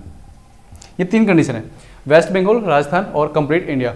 देखिए यहाँ पे बात आती है कि मुस्लिम यहाँ तो मेजॉरिटी में है, ठीक है, यहाँ हिंदू माइनॉरिटीज़ में है, लेकिन अगर इंडिया की कंप्लीटली बात करो तो हिंदू तो मेजॉरिटी में है। तो आप कैसे डिसाइड करेंगे मेजॉरिटी माइनॉरिटी कैसे? राजस्थान में देखता हूँ तो अगेन मुस्लिम यहाँ माइनॉरिटी में हो गई, यहाँ तो मेजॉरिटी में थे, तो आप कैसे डिसाइड करोगे मेजॉरिटी माइनॉरिटी कैसे? तो यहाँ पे कॉन्स्टिट्यूशन में बोला कि आप क्या पूरे भारत लेवल पे डिस्कस करेंगे। अगर पूरे भारत पे देखेंगे तो हिंदू तो मेजॉरिटी में, लेकिन हिंदू कहीं कहीं भी जगह पे तो कम भी है, तो वहाँ पर तो उनके साथ ना इंसाफी हो जाएगी। क्यों? जैसे वेस्ट बंगाल है, जस्ट एग्जाम्पल के लिए मान लो हो सकता है मेजॉरिटी में हिंदू ही हो, लेकिन मान लीजिए वेस्ट बंगाल में मुस्लिम ज़्यादा है, ठीक है, तो यहाँ पे क्या होगा कि जो हिंदू वेस्ट बंगाल में रह रहा होगा तो उसका तो ना इंसाफी हो जाएगी। तो यहाँ पे क्या होगा, कॉन्स्टिट्यूशन में डिबेट चले इसके ऊपर, तो बाद में फाइनली ये बोला कि यहाँ पे हम एरिया टू एरिया देखेंगे, एरिया टू एरिया वेरी करेगा, माइनॉरिटीज़ जो है वो वेरी करेगी, ठीक है। हम स्टेट टू स्टेट देखेंगे, वेस्ट बंगाल में देखेंगे, फिर मध्य प्रदेश, ये उत्तर प्रदेश, गुजरात, महाराष्ट्र, कर्नाटक, ऐसे हर स्टेट को उठा करके वहाँ पे देखेंगे ठीक है, सेंसस के अकॉर्डिंग कि कौन मेजोरिटी में कौन माइनॉरिटी में, उसके अकॉर्डिंग जो है उनको हम उनके अधिकार देंगे। क्लियर? तो आपको ये समझना जरूरी था कि मेजोरिटी और माइनॉरिटी क्या, ठीक है ना। तो ये क्या होता है, अब आपको ये समझ में आएगा ना मेजोरिटी माइनॉरिटी कैसे डिसाइड करते हैं। हम पूरे देश के लेवल पे डिस्कस नहीं करते, हम स्टेट टू स्टेट देखते हैं। मान लो किसी स्टेट में सिख जो हैं, जैसे पंजाब के अंदर मेजोरिटी में हो सकते हैं, लेकिन यूपी में सिख जो है माइनॉरिटी होंगे, क्योंकि सिखों की पॉपुलेशन पंजाब में ज़्यादा है लेकिन यूपी में ना के बराबर होगी। तो यहाँ पे क्या है, यूपी में वो माइनॉरिटी कहलाएंगे लेकिन पंजाब में मेजोरिटी कहलाएंगे। क्लियर? तो जो राइट उन्हें पंजाब में नहीं मिले वो यूपी में मिल सकते हैं। क्लियर? तो ये है हमारा आर्टिकल 30, जिसमें बोला गया कि वो एजुकेशनल इंस्टीट्यूशन जो है अपने खुद के बना सकते हैं। क्लियर? उसके बाद में यहाँ पे बात होती है क्या, आर्टिकल 13 ये बोलता है कि आप जो है जो मैंने आपको 1A बताया था, क्लॉज 1A, ये तो क्या था क्लॉज 1A क्या बोलता है, जो ऐड किया गया था 44th अमेंडमेंट 1978 के अंदर। इसमें ये बोला गया कि मान लीजिए इन केस जब आपको पता है 44 संशोधन से राइट टू प्रॉपर्टी आर्टिकल 31 वो हटा दिया गया था। तो अब ये बोला गया कि अगर इन केस ऐसा होता है कि मान लीजिए अगर किसी माइनॉरिटी एजुकेशन इंस्टीट्यूशन की आप प्रॉपर्टी को छीनते हैं। क्लियर? जैसे मान लो जी यहाँ पे आप बोल रहे हैं यार यहाँ ना ये आपका स्कूल आ रहा है पर यहाँ से रोड पास होगी, तो ये जो लैंड है आपकी स्कूल की ये हम इसको एक्वायर करेंगे, तो इन केस अगर ऐसा करते हैं तो आप जो माइनॉरिटीज़ हैं उनको फुल कंपनसेशन देंगे। क्लियर? जो लॉ के अकॉर्डिंग कंपनसेशन बनेगा आप उसको फुल देंगे। ठीक है? और ऐसा नहीं है कि आप उनको बोलेंगे कि नहीं आपको सिर्फ इतना ही पेमेंट मिलेगा, आप लेके साइड हटें। नहीं, आपको जितना उनका लैंड के अकॉर्डिंग जो भी प्रॉपर्टी उनका खर्चा है, और दूसरा आप उनको नेक्स्ट जगह पे प्रॉपर्टी भी आप दिलवाएंगे। जो माइनॉरिटी इंस्टीट्यूशन है, एजुकेशन इंस्टीट्यूशन जिसको आपने वहाँ से हटाया है, उसको भी आप जो है लैंड आप जिस जगह पे आप दिलवाना चाहेंगे वो भी आप बताएंगे। क्लियर? और इंस्टीट्यूशंस भी आप उनको हेल्प करेंगे बनवाने के लिए। क्लियर? ये है हमारा आर्टिकल नंबर 30। अब इसमें और इतना कोई ज़्यादा वो नहीं है, बस इतना ही आपको याद रखना है। 29 और 30 जो एजुकेशन इंस्टीट्यूशन है माइनॉरिटीज़ उनके बारे में बात करता है।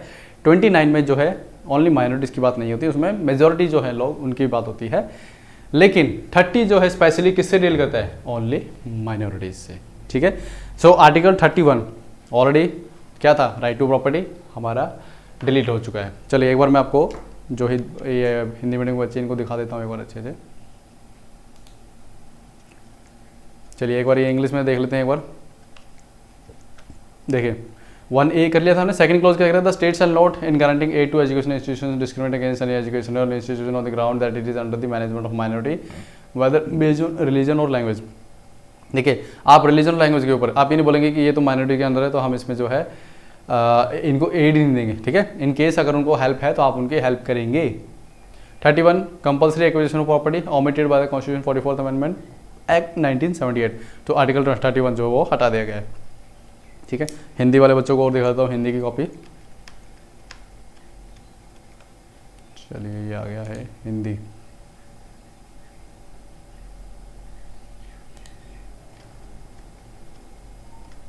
देख लीजिए, शिक्षा संस्थाओं की स्थापना और प्रशासन करने का अल्पसंख्यक वर्गों का अधिकार। ठीक है? आप इसको पॉज करके आराम से पढ़ लेना। और 31 आप देख रहे होंगे यहाँ पे लिख रखा है 44वें संशोधन अधिनियम 1978 के द्वारा इसको हटा दिया गया है। क्लियर? चलिए सो आज का लेक्चर अब मैं करता हूँ यहीं पे ही फिनिश। अब जो छोटी मोटी चीज़ें बच गई हैं वो मैं करूँगा अब नेक्स्ट लेक्चर के अंदर डिस्कस। इसके बाद हमारा फंडामेंटल राइट जो है कंप्लीट हो जाएगा। तो कैसा लगा आपको लेक्चर कमेंट बॉक्स में ज़रूर बताना। और दूसरा जो भी आपको डाउट्स हो इसके अंदर, देखिए मैंने आपको बताया आर्टिकल नंबर 14 से 18, 19 से 22 ये काफ़ी इंपॉर्टेंट है, इन्हीं से क्वेश्चंस बनते हैं। लेकिन जो बचते हैं 23, 24 ये क्या है, इनमें कोई ज़्यादा ऐसा नहीं कि चीज़ें समझें। एज ए चीज़ जो लैंग्वेज है आप उसको समझ लीजिए, पढ़ लीजिए, वहीं से आपको पता चल जाएगा। क्लियर? कॉन्स्टिट्यूशन का जो PDF है अगर आपके पास नहीं है तो आप उसका प्रिंट करवा लेना, या फ़ोन में है तो फ़ोन में रख लेना। लेकिन मैं यही बोलूँगा अगर फिजिकली आप प्रिंट करवा सकते हो तो उसको रखें, क्योंकि ऑफलाइन जो कागज़ होता है, क्लियर, जो आपके सामने होता है, आप उसको देख के कभी भी कहीं पे भी घूमते घूमते भी पढ़ सकते हैं। क्लियर? तो ये आपको अच्छे से याद रखना है। आप उसको प्रिंट बनवाइए, आराम से डेली इसको पढ़ें। एक एक आर्टिकल भी पढ़ेंगे तो आप 1 साल के अंदर जो है पूरा जो आपका प्रेम कॉन्स्टिट्यूशन है, संविधान, उसको पढ़ लेंगे। ठीक है? चलिए आज के लिए इतना ही। चलिए मिलते हैं अपने नेक्स्ट लेक्चर में ऐसे ही। तब तक के लिए हैप्पी लर्निंग।